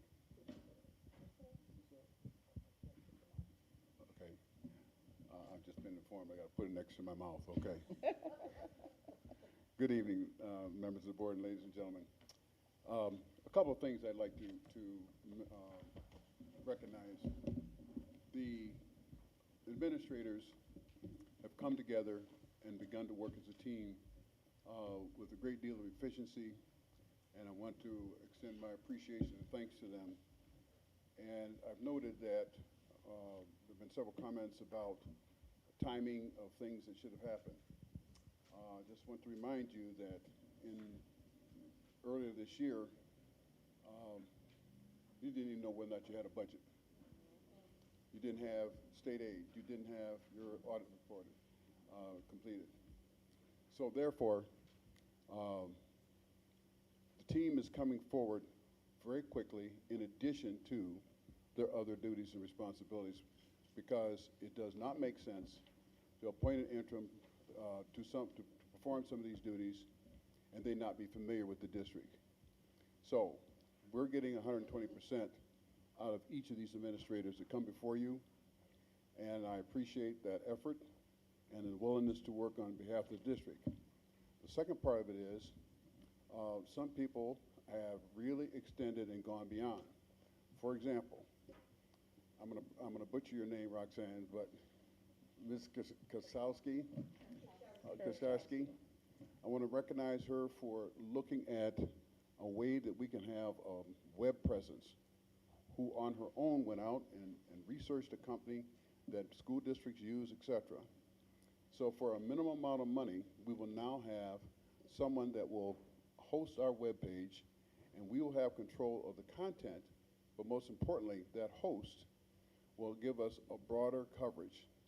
The second part of it is we will now have a social media coverage, which before was handled only by a single person. So the administrators, like I said, are using their minds to come up with some creative solutions, and the only way that we can get there is if there is a team effort, and I want to applaud them for that. Having said that, the district has, on other matters, regained control, for example, of some of its property. And I want to recognize Mr. Garland for his diligence in terms of supervising the removal of a tenant from one of our buildings, and he is in the process of assessing any damages that have occurred, and we'll have a report on that. That includes moving materials out of the building that collected that were unusable to anyone, disabled automotive vehicles, etc. So that will not be a site to attract people who want to, quote, continue to inflict damage on our buildings, etc. We do intend to repurpose that building, and we are fixing holes in the roof, etc. So I want to thank Mr. Garland. Secondly, I want to thank Ms. Gowan for stepping in and really moving the equipment that's being delivered with regard to the meta labs. The rooms have been identified, the equipment's being delivered at a very rapid pace. So regardless of where we are, we're moving. And we're going to try to meet certain deadlines so that we are in step with the end of the fiscal year. We're starting also the building of the budget for the next fiscal year. So with those things in mind, Madam President and members of the board, things are going to be moving rather fast over the next few weeks, and you will meet your deadline by the end of June to have a new budget in place. Thank you. Thank you, Dr. Weatherspoon, for that information. The next item on the agenda is is the resolution action item B, which is the local district vote on Wayne RESA budget 2022-23. So move the recommendation motion. Any board member can read the motion. Recommended motion, move that the Board of Education adopt a resolution expressing its support or disapproval of the proposed Wayne RESA General Fund budget, and must submit to the Wayne RESA Board any specific objections and or proposed changes the board may have to the budget by May 31st, 2022. The RCS Board of Education adopts the following options. Number one, the Wayne RESA General Fund budget for the 2023 school year be supported, and the Secretary of the Board is hereby directed to submit a copy of the resolution to the Secretary of the Wayne RESA Board of Education along with comments. Or the Wayne RESA General Budget for the 2022 school year will be disapproved for the reasons adhered to, and the Secretary of the Board hereby directed to submit a copy of this resolution to the Secretary of the Wayne RESA Board of Education along with objectives and proposed changes. So which is your motion? That we support or we That we disapprove? support. The rationale would be that each school district by the Board of Education vote. I support the motion to support the RISA budget presented to us. Okay. Motion made by Vice President Wester, second by Trustee Powles. Is there any discussion?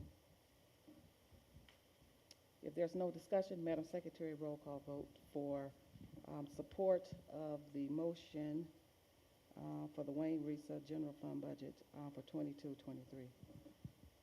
Terrell? Yes. Wester? Yes. German? Yes. Piles? Yes. Evans, yes. Kennard? Yes. Unanimous. Thank you. Motion is passed and unanimous. Next item on the agenda is report of the Office of Curriculum and Instruction, Dr. Yolanda Bloodsaw. The action is for the RECC purchase of supplies, Lakeshore Learning. So move the recommended motion. Any board member could read the motion. Move that the Board of Education approve the RECC purchase of classroom supplies and materials from Lakeshore Learning in the amount of $69,822.95. The rationale is Tracy Richardson, interim co-supervisor of the RECC/GSRP, and Christopher Momby, finance consultant, have worked together to plan this purchase request. These purchases utilize the approved purchasing agreement, Omnia Cooperative Agreement.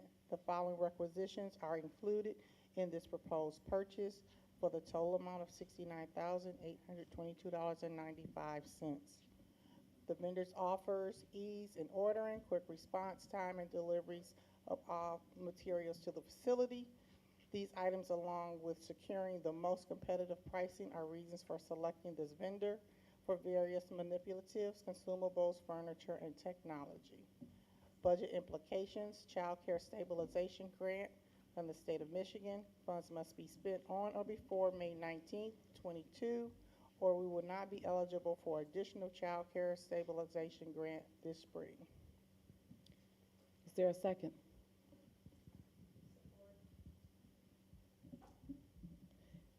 Motion made by Vice President Wester, support by Trustee Powles. Any discussion? There's no discussion. Madam Secretary, roll call vote.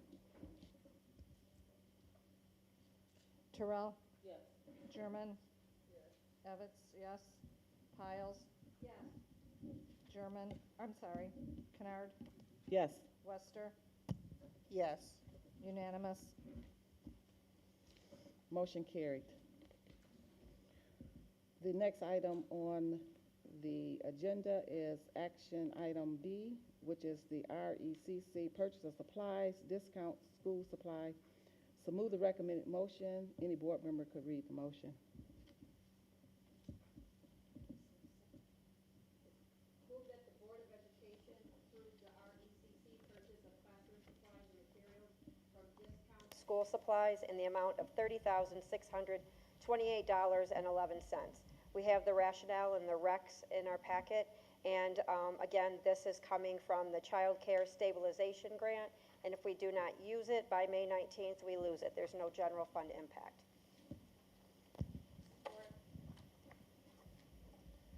Motion was moved by Trustee Powell, support by Secretary Evans. Any discussion? There's no discussion. Madam Secretary, roll Do you call. have a question? Piles? Yes. German? Yes. Kennard? Yes. Wester? Yes. Terrell? Yes. Evans, yes. Motion passed unanimous. Next item on the agenda is report of the Interim Director of Technology. Action item, surplus equipment, under policy number, Board Policy 5004. So move the recommendation motion. Any board member can read the motion. Move that the Board of Education declare the presented May 9th, 2022 list of technology equipment as surplus items and approve the recycling of these items. Rationale presented to the board for review is a list of technology surplus items, 24 IMAX 21.5 late 2011 machines. It is recommended to recycle these items. Roxanne Kucharski expects there to be no cost to the district to dispose of these items. These are considered desired items when disposing of. Please refer to Board Policy 5004, surplus property. Is there support? Support. Yes. Motion made by Secretary Evans, support by Vice President Wester. Is there any discussion? Question in regards to this. Is there any way, these are surplus items, are they in working condition? If so, is it possible that, the kids may benefit from having these, or staff members? Roxanne, can you address that? I can. These are machines that are no longer supported. Are they not working? No, it's possible they could be working, but the OS, the operating system, is too old. It won't update. Okay, thank you. So, from my understanding of technology, so I'm going to put my little spin on it, is that as applications upgrade in technology in terms of memory and hard drives, and so they become non-operative because they're no longer compatible. And so it affects the speed, it does things to the application where it could be slower, and it is just not compatible and doesn't work. And so we're at the point where the application and the technology is so big of a gap that it will not function, and that's what she's meaning by that. So you can patch it, if you're looking at just basic things, but for our students, she is saying that it's no longer, able to provide us what we need. Is that correct? That's correct. Okay. So Madam President, if you don't mind, I was wondering if it's possible, instead of disposing them, can they go home with the kids? Maybe they could possibly use them for work at home, or possibly, using the Word documents, to be able to type some things. I just think that if it's able to be used instead of disposing them, well, why not give them away? Okay, so what is the policy 5004 as it relates to surplus equipment for the district in terms of the sale of it or dispose? I know we tried selling them years and years ago. The amount of time that it takes the techs to get them ready to go home, because it's our licensing on those machines, is really cost prohibitive, and it's not, the software is not updated. Madam President, I also believe, and I don't know, but I believe that there is the revised school code, something that prohibits us from doing that, even though that's better than essentially throwing away wasting. But then there becomes a slippery slope of, districts saying, oh, this is old, and they're putting like new Mac computers and getting rid of them. So it's a fine line. I know that the revised school code prohibits it. There might be some provisions, but I don't know what those are. I know that legal has always advised us to do this. Do you have Trustee Powell's Board Policy 5004? Well, the board policy, I didn't pull that up, but the board policy says that there is the disposal process. But to Ms. German's question, is it allowable to give? And the question would come back to state law, which I think is a slippery slope, that out of all the slippery slopes our district has encountered, this might not be a hill to die on. Okay, thank you. Any other questions? All right, thank you.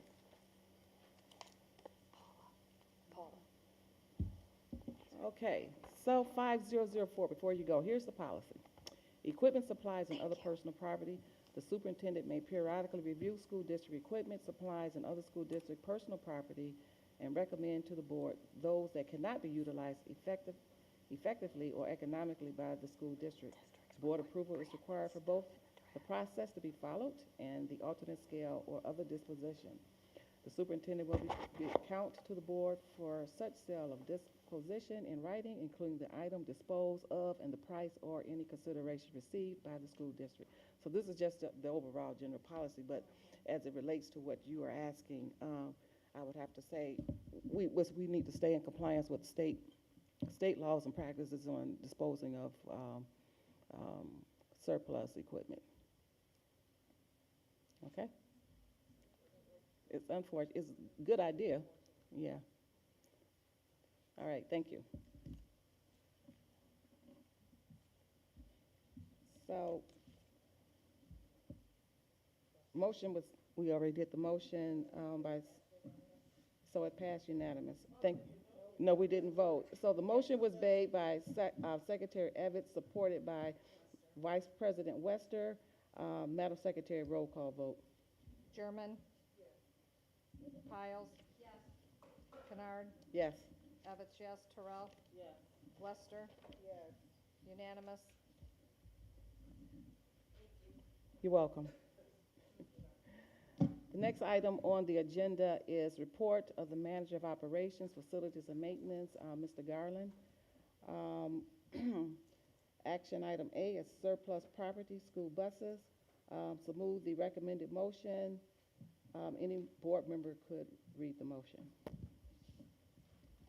Move that the Board of Education declare the following school buses are surplus, afterwards to be sold or scrapped. Bus number 30, year 2005, rotten floor. Bus number 46, year 2010, engine, bad cam. Bus 137, year of 2010, hydraulic brake system. These buses cannot be utilized effectively by the district. Bill Garland, Manager of Operations, Facilities, Maintenance, has decommissioned and removed the mentioned buses from the SE 4107 state school bus inventory list. The age and repair cost for these buses outweighs their current value. It is recommended to have them deemed surplus. Buses will be sold or scrapped. Please refer to Board Policy 5004, surplus property. Motion made by Secretary Evans and support by Trustee Powell. Is there any discussion? There's no discussion. Madam Secretary, roll call vote. And let's, hold on before we do that. Is there anything you would like to add to that, Mr. Garland? Well, I noticed, that we gave a brief description of what was wrong. But no, that's not all that's wrong. That's what was really the terminal decision in decommissioning these buses. So they have multiple issues. And any good parts or any good pieces we're going to take off, and then we'll have a discussion about whether we can get a better price to scrap them or to actually auction them off. Okay, thank you. I did have one question. Are we replacing these? What's this? Where do they fall into the realm of the bus usage? Ms. Evans, I can always count on you to lead where I want to go. Actually, we have no need to replace them for our general ed, but there is a special need that's been brought to my attention, and it's for some of our special services children. Many of them, they cannot be transported in vehicles that don't have air conditioning. And it's even oftentimes addressed in their IEPs. And we don't have sufficient buses to do that. So we've been looking into it. I had Stephanie Mitchell and Lisa looking into, what can we do? Right now, there's no availability of a bus. If you ordered it today, they're saying you may get it in January 23. So just to let you know, we're looking into a Thermal King unit that can be actually placed on maybe one or two of our buses. And I actually reached out to them. I'm going to get the cost and see if we can do that so that many of our students who are special needs are transported all the way through the summer. And it can be very difficult for them to be on a hot bus or you made extremely uncomfortable during those times. So I will probably be coming back to you with some information, and hopefully we can do something for these children. Thank you. Anyone else? If not, Madam Secretary, roll call vote, please. Terrell? Yes. Wester? Yes. German? Yes. Piles? Yes. Evans, yes. Kennard? Yes. Motion, Unanimous. thank you. Thank you, Board. Thank you, Mr. Gardner. Okay.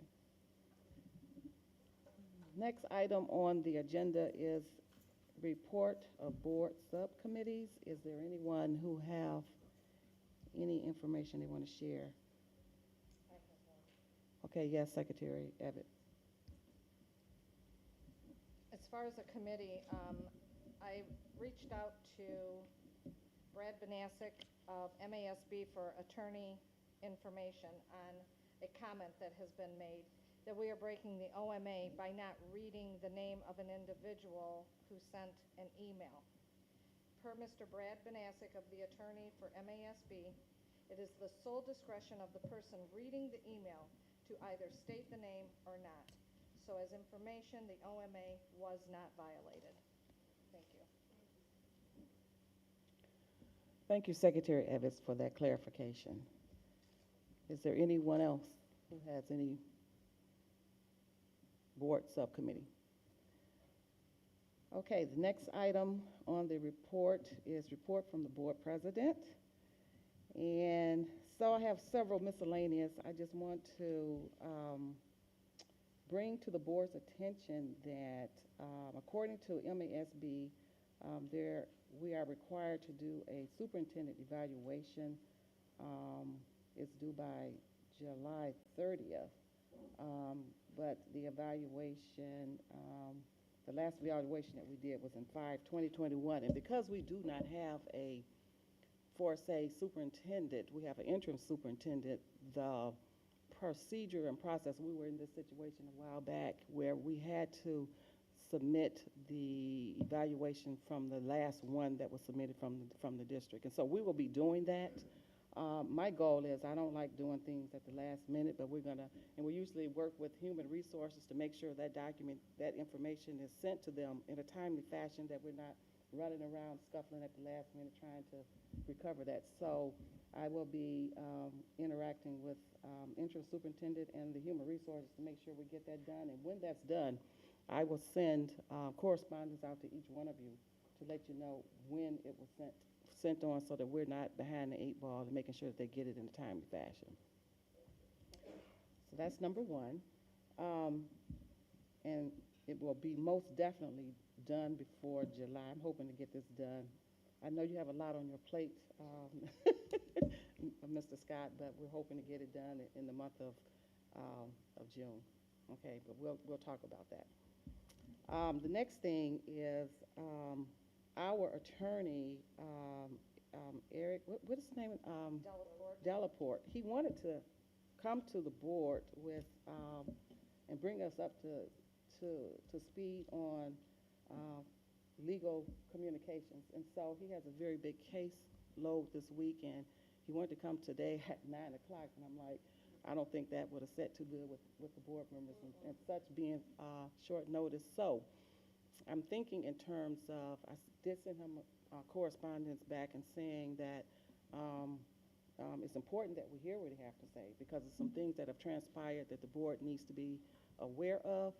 So I'll be sending something out to you guys. I'm thinking, I gave him 2 days. One day particularly was Monday, but if there's any other day in the week that any board member would be in it's critical and crucial that all board members attend this meeting.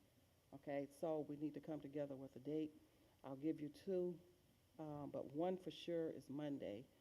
And if we could meet earlier than our normally board meetings, please convey that to me so that we can, if I have to move my schedule around, if the majority of you want to say daytime, whatever, then I have to do that.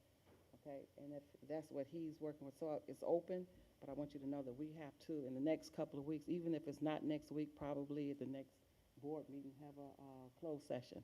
All right, so I'll find out what dates he have, and I'll get back with you all on that. But I just wanted you to be aware of the fact that he was wanting to come today, and I didn't think that was it's too late for us.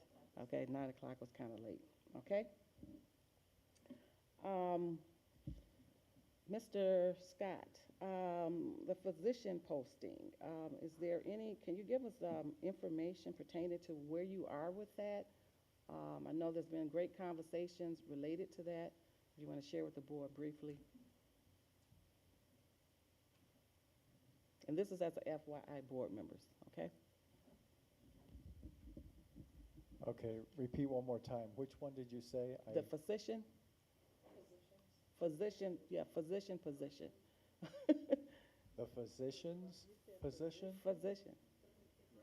All that we have open. The all physicians. Oh. Positions. Okay, positions. Yeah, I the thought you were saying positions. physicians, and I Yeah, thought, we positions. hired a nurse, but I didn't know we were hiring a doctor too. No, but you did hire a nurse, right? Yes, we did. Okay, Yes. okay, all right. She's been working in the district for several weeks now. Okay. The positions. So I have been working with actually our receptionist who came a while back, and she unfortunately is going to be done sometime this month due to the fact that she was retired from 2 other school districts that she worked in, and she's going to have reached her limit on her earnings. But I will say to you, just so that you know, she has said that she would like to volunteer 2 days a week if possible after she has run out of time, because she sees the need, particularly in HR, of files that need to be gone through and completed because there are missing documents in them, and to make sure that we have everything up to date. So she has been very beneficial. One of the things is she was looking at because we were looking at postings and what needed to be posted and what is posted, and found out that we had like 98 different positions that had never been taken down. Now, some of them had ended, but we were not sure because there's different settings in Frontline to allow people to either still see them even if they have gone past their posting date. And so she did that. We found 98. I had her arrange the list so that we went from the newest postings all the way down to the oldest. We started at the top and went all the way down through them so that we could identify those that we wanted to keep, which were the newest ones for each one of the positions that we do need to have posted. And so she's in the process of getting rid of all of the old ones. In addition to that, we are putting back up and changing some of the dates on all of the postings that we definitely need now. Okay, so 4th, 5th grade teachers that in elementary school, in some cases they were posted for Barth alone and I said, that's ridiculous. We need to do 4th grade elementary teacher. We don't care what grade. The principals are going to determine what grade. When we do the interviews, we will talk about the grades if necessary with the people that we're interviewing. And we were finding that all the way through. So we are in the process of cleaning that up and putting the postings back up again. So if you were to go on now, you probably would see some. I apologize, I meant to get from her today the listing of all of the places that we post, which I think most of you are familiar, but it's not just Frontline. We also use Indeed. We use the state organizations that allow for postings on their websites, and so we're still continuing to do that, and she is aware of what those are. Okay, Any thank other you. questions? Any questions? Can I, okay. You have anything else you want to add? Oh. Yes, I do, if you don't mind. Okay, go ahead. Okay, otherwise Paula would probably be the first one to see me when I walked in the door tomorrow. Okay. I understand that about 4 years, well, before COVID, that the central office was on a 4-day work week, working 10 hours a day. And that Margaret Hazlitt, I was told, was going to bring this to you last summer, but then events happened where she never got to it. What I would like to propose, because you now do have a number of people that are working at the board office, and they are doing a very good job, and as Dr. Weatherspoon talked about the administrators, I am finding that there's a different attitude at the board office than when I started November 15th. We have a good group of people that are working together. So what we would like to do is begin on the week of June 20th. School is out on the 15th for teachers and students. So beginning June 20th, we would do for 7 weeks, Monday through Thursday, 8 a.m. to 6 p.m. Due to schools of choice, we were going to have to be open later anyway, because there are parents frequently who cannot complete the registration because of jobs and so on by coming in during our regular business hours. So we were going to have to extend the time to 6 o'clock anyway. So Monday through Thursday, this gives them the opportunity. Not too many people usually come in on Fridays because Friday evening is the beginning of the weekend, and during the summer, people are going a lot of different places. This would run for 7 weeks. The building principals are due back on I believe it's the 16th or somewhere around there this year. So this will end the week of August 8th, okay? And what I would like to do, if possible, is to say, okay, we can do this. This is the norm in the summer, so we don't have to come back and ask you every summer. But instead, we would just give you information that this is when it begins and this is when it ends for each summer, okay? So if you're so kind to be able to do that, we would appreciate it. Well, I want to thank you for following protocol. And what you did was you brought it to us today as a FYI. And so what we can do, we can look forward, we would address this as a FYI today, information being brought to our attention. And then at the next board meeting, I'm going to ask you to work with the interim Dr. Witherspoon as a possible action item, and then we'll have further discussion on it at that point in time. Is that a work?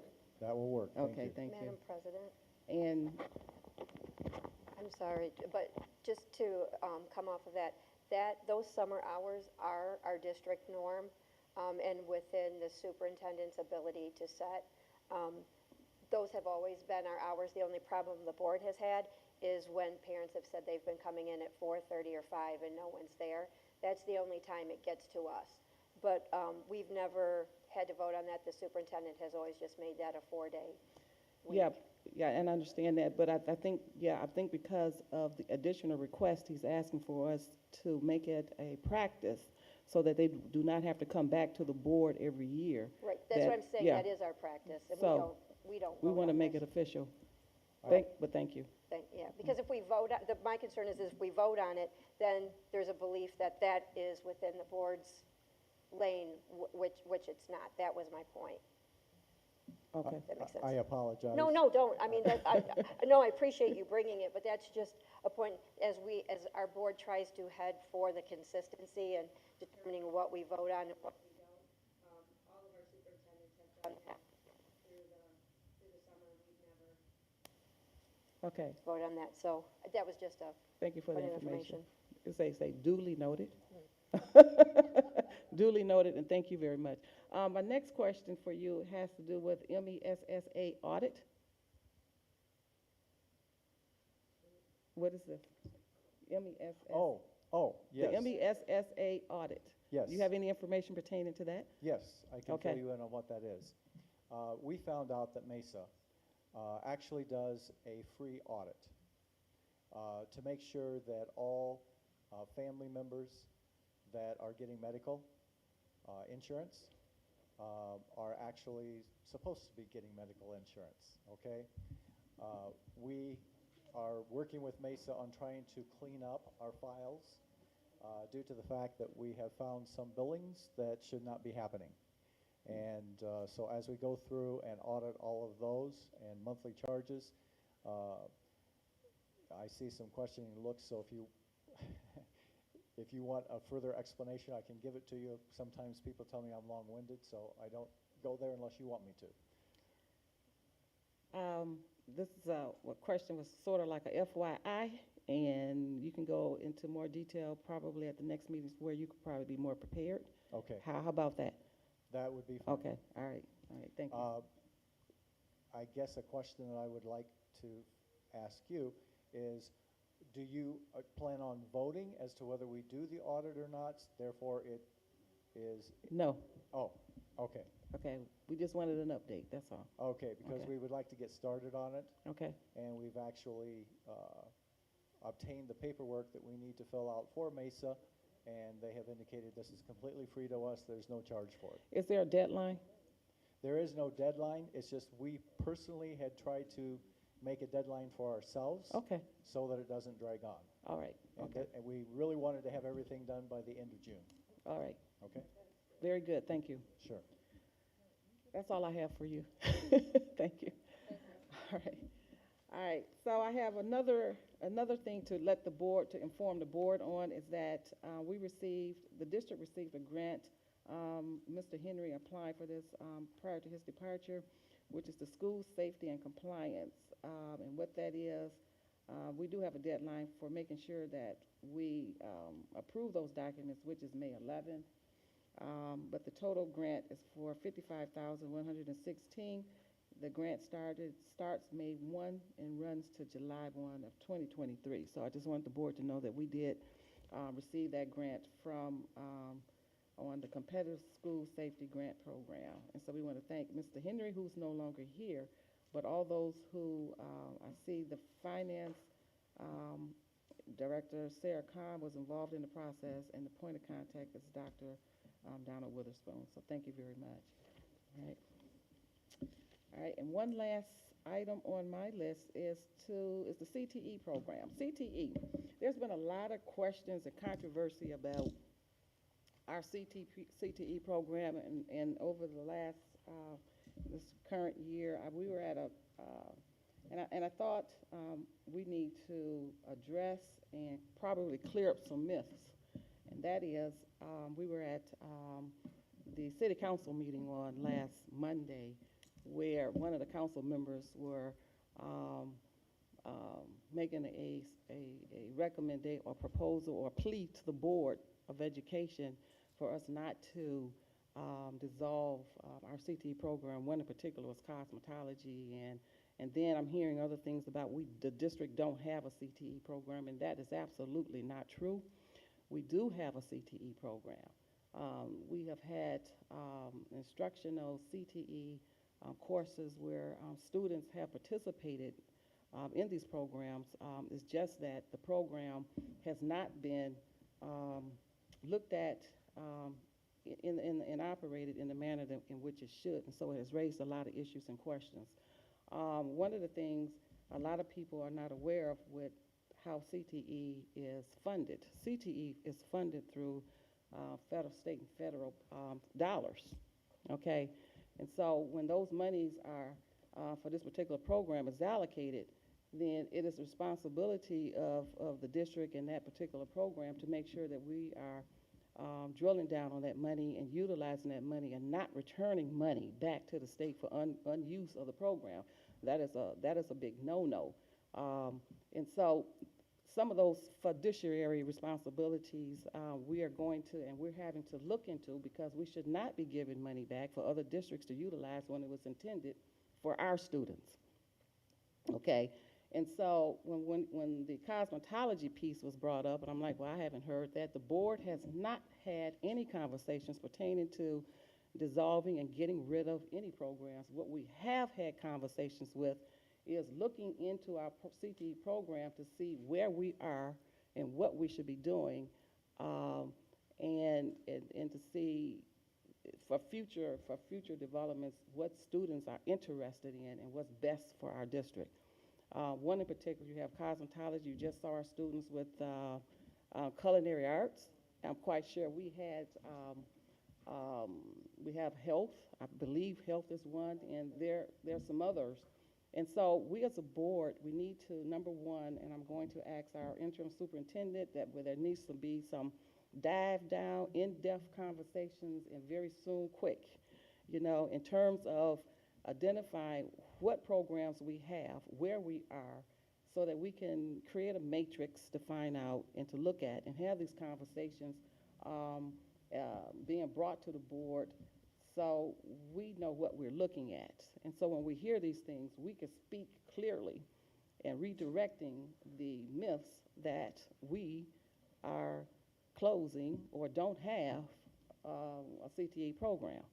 Okay, so I do know one of the biggest questions with some of the programs, as you heard today, is that the enrollment numbers, okay? So there's responsibility with the instructional as well as the district, well as, you know, in terms of how is the information, how are we marketing CTE? How do our students know that we have this to offer? What are we doing with it? And so we need to be looking at those parameters and deciding what can we do. And there's a responsibility with that instructor in, you know, where do you want to see your program grow? I mean, there's some parameters that you have to work with. One of the biggest things is reporting. You can't miss, there's no way that you can run a program. Those are grants that have dates that must be met, that has to be reported to the state. If those dates are not adhered to, then the district is penalized, okay?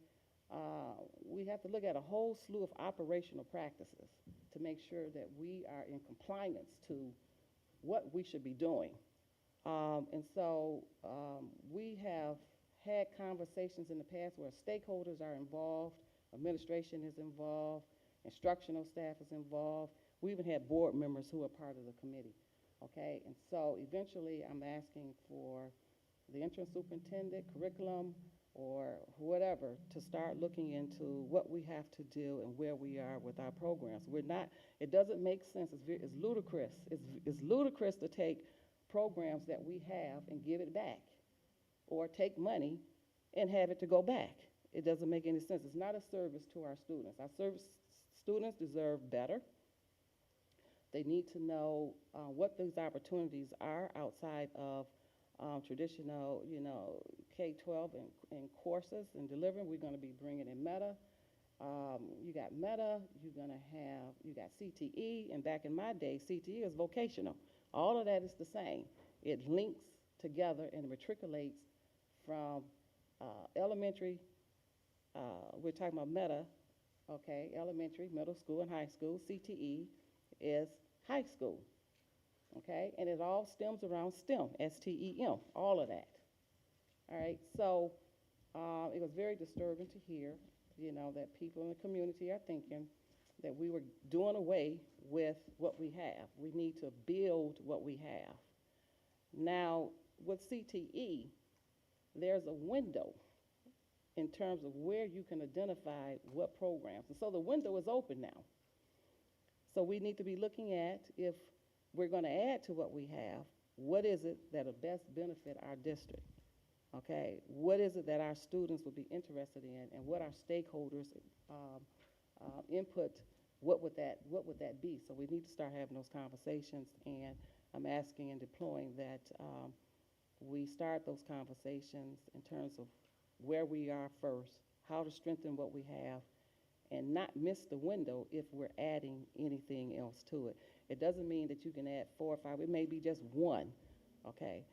With the CTE, we don't want to miss that opportunity. And so that's what I thought I would address today in terms of the CTE. It's the community and the residents, from those who have reached out to me, not just in the last couple of weeks, but over, you know, a period of time, is a very vibrant concern, and is a need that the residents and our stakeholders feel that should be maintained in our district. So we as board members need to look into that, employ that, and then have in-depth conversations. And I'm going to ask the superintendent to do that, the interim superintendent with the curriculum and myself, and then we'll come back to the board. Yes, Trustee Powell. President Kennard, thank you so much for bringing up CTE. I will say that from the time you were appointed in, was October of 2018, you came on talking very strongly about the need for CTE and how all of our students, they may not want to go to college, or maybe they do, but they cannot afford college, and the importance of our CTE, and you have remained unwavering and resolute about that. So thank you for bringing that back tonight as an FYI. I would like to respectfully request that if you and Dr. Weatherspoon could maybe schedule a study session for us, and also at that time bring to the Board of Education a list of programs that we have, a list of programs that are available, and what is marketable. I would implore this board, whatever we decide as a board to do or not do programs, that we stick to that regardless of who the leadership is. I know in March 2020, the board voted for the cosmetology program. And then we had new leadership come in, and that leadership didn't want to do cosmetology. And then board members who'd supported it were like, no, let's not do cosmetology. Now here we are talking about cosmetology again. I didn't even realize we were still teaching it because, I mean, I'm glad, but I thought we got away from it. Now it sounds like everybody wants it again. So my question would be that we make decisions based on what is up and coming, what is available to us, and what our students want. And then we do not deviate from that plan as leadership changes, please. Duly noted. Anyone else? Okay. That ends my portion, but we do have a resolution, and I'm going to, the resolution is Let Michigan Kids Learn Voucher Initiatives. Trustee Powell, before I move the recommended motion, do you want to speak on, on what this? So basically, and Secretary Evans has this motion. We talked about it as a FYI last time. Currently, there are petition circulators who are going around to get signatures on this initiative, the Let My Kids Learn Voucher initiative. And they're not trying to get it on the ballot. They're just trying to get it directly to the legislators. And what it would do is it would allow families to, if they place their children in private school or homeschool or something other than public schools, the dollars would follow them. So we have this resolution to oppose that, and so that the public funds stay in public schools. I know the constitutionality of this is being questioned, but this is coming before us to take a stand. And I just want to state, we can give facts on this, but again, like a millage, we can't tell people vote yes or no, but we can give facts to it. And Ms. Evans has that resolution. Okay. So move the resolution, Let Michigan Kids Learn Voucher Incentives. Any board member could read the motion, and Secretary Evans is going to read that. Move that the Board of Education adopt the presented resolution opposing Let My Kids Learn Voucher Initiative. The rationale, Let My Kids Learn, is a DeVos-backed ballot initiative effort that will take money away from public schools during a historic teacher shortage and the need for more mental health support in our schools. The attached resolution was drafted by Michigan Association of School Boards showing opposition to vouchers. There are groups canvassing neighborhoods for signatures on their petitions for the DeVos vouchers. Once enough signatures are obtained, it can be put before legislatures to vote on. Board approval of this resolution informs our community where the district stands on these initiatives. The budget implications are none. We have exhibits 1 through 5. Yes. The resolution opposing Let My Kids Learn Voucher Initiatives, Romulus Community Schools, Wayne County, Michigan. Whereas the Michigan Constitution states no public monies or property shall be appropriated or paid or any public credit utilized by the legislature or any other political subdivision or agencies of the state directly or indirectly to aid or maintain any private, denominational, or other non-public pre-elementary, elementary, or secondary school. And whereas vetoed House Bills 4504 and 45045 have vetoed Senate Bills 687 and 688, conferred an eventual $1 billion per year in unconstitutional tax credits to be used for an unconstitutional backdoor private school voucher program. And whereas letters vetoing those bills pointedly stated redirecting public school dollars for private gain is not only ineffective, it has been roundly rejected by Michigan voters, with more than 69% voting no on a proposal that would have allowed the use of tuition vouchers for non-public schools, and simply put, our schools cannot provide the high-quality education our kids deserve if we turn private schools into tax shelters for the wealthy. And whereas, in response to the vetoes, tuition voucher advocates have launched the Let My Kids Learn and Student Opportunity Scholarship statutory initiatives to place those bills into law. And whereas under Michigan law, the legislature can bypass Michigan citizens' ability to vote on a statutory initiative that collects only 340,047 signatures from the more than 8 million registered voters.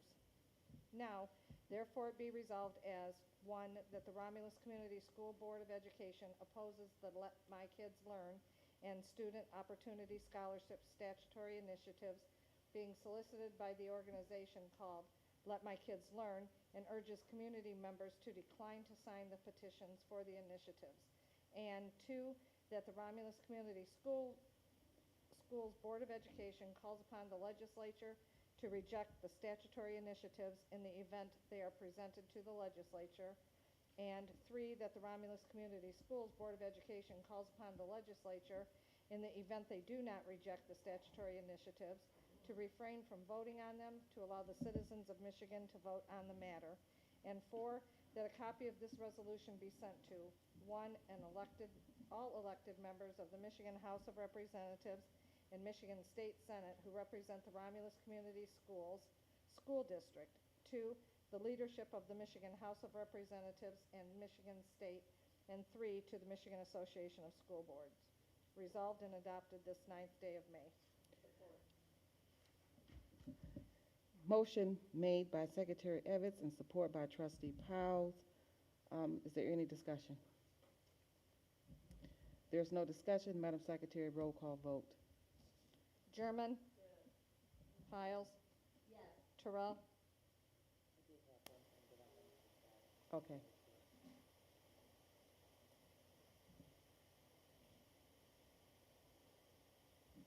To say that this is a very deceptive measure.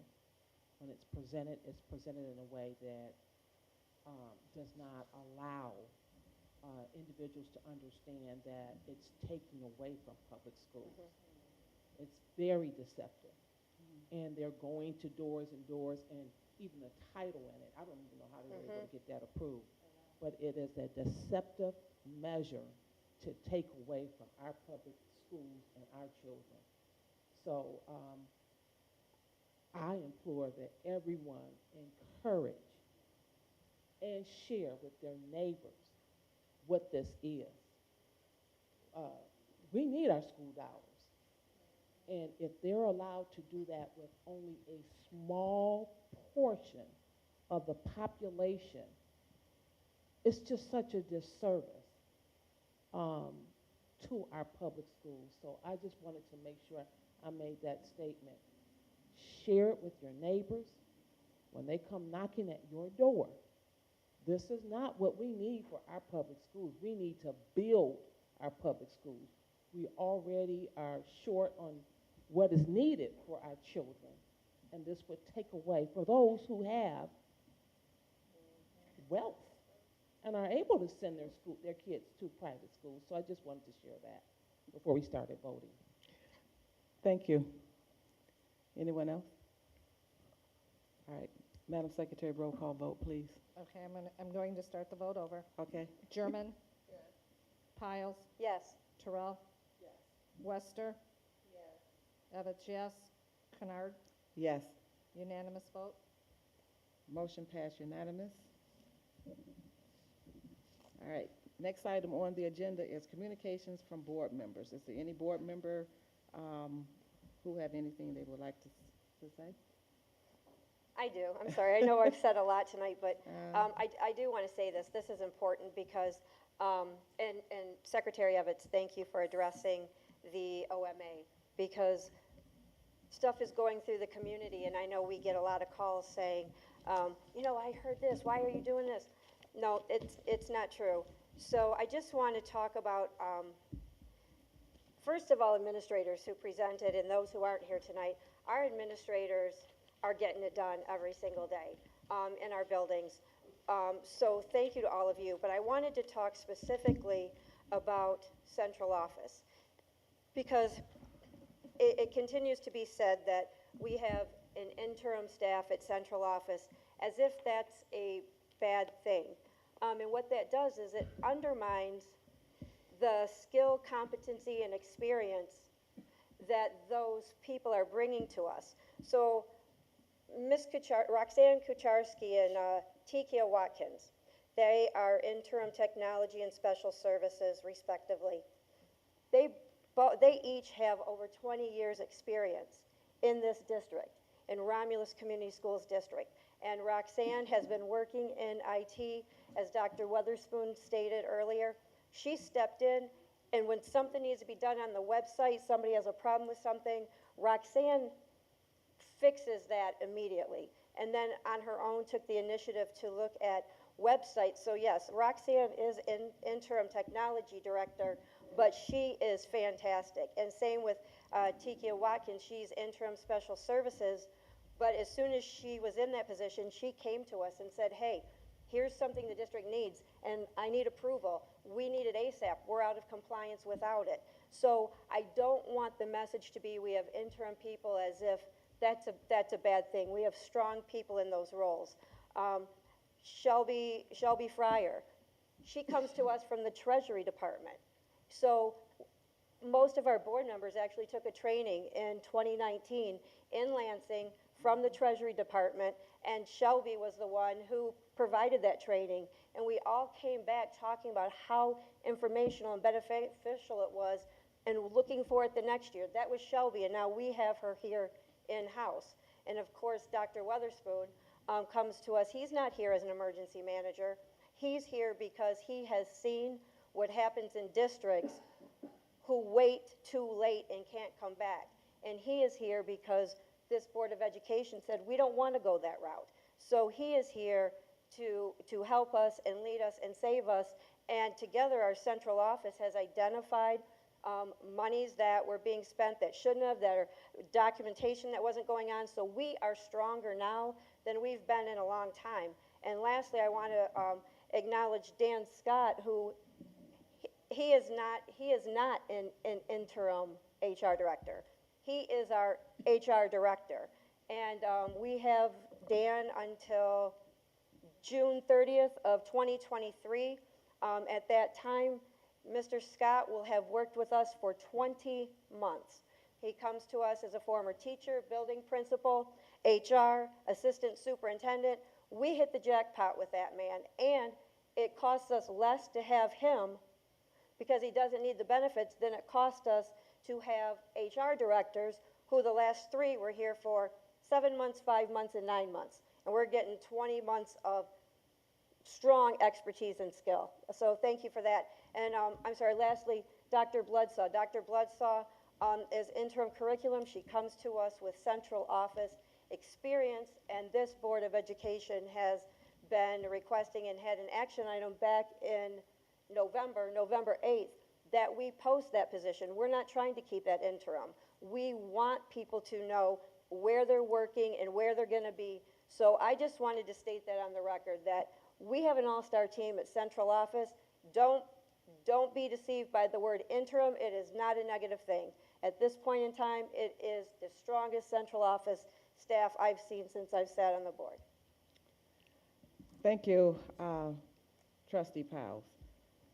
Is there anyone else? I just want to support what Trustee Piles just said. I've only been on the board for about 15 months, and of that 15 months, 12 months of it was let the experts be the experts. And guess what we're doing right now? We are letting the experts be the experts. Thank you. Thank you. We're at the adjournment, so move the adjournment in adjournment of the meeting. Any board member? Motion to adjourn. Motion to adjourn was by Vice President Wester. Is it support? Support. Support by Evans. Madam Secretary, all in favor? Aye. Motion passed. Time is 8:44 p.m. Motion adjourned. Meeting adjourned.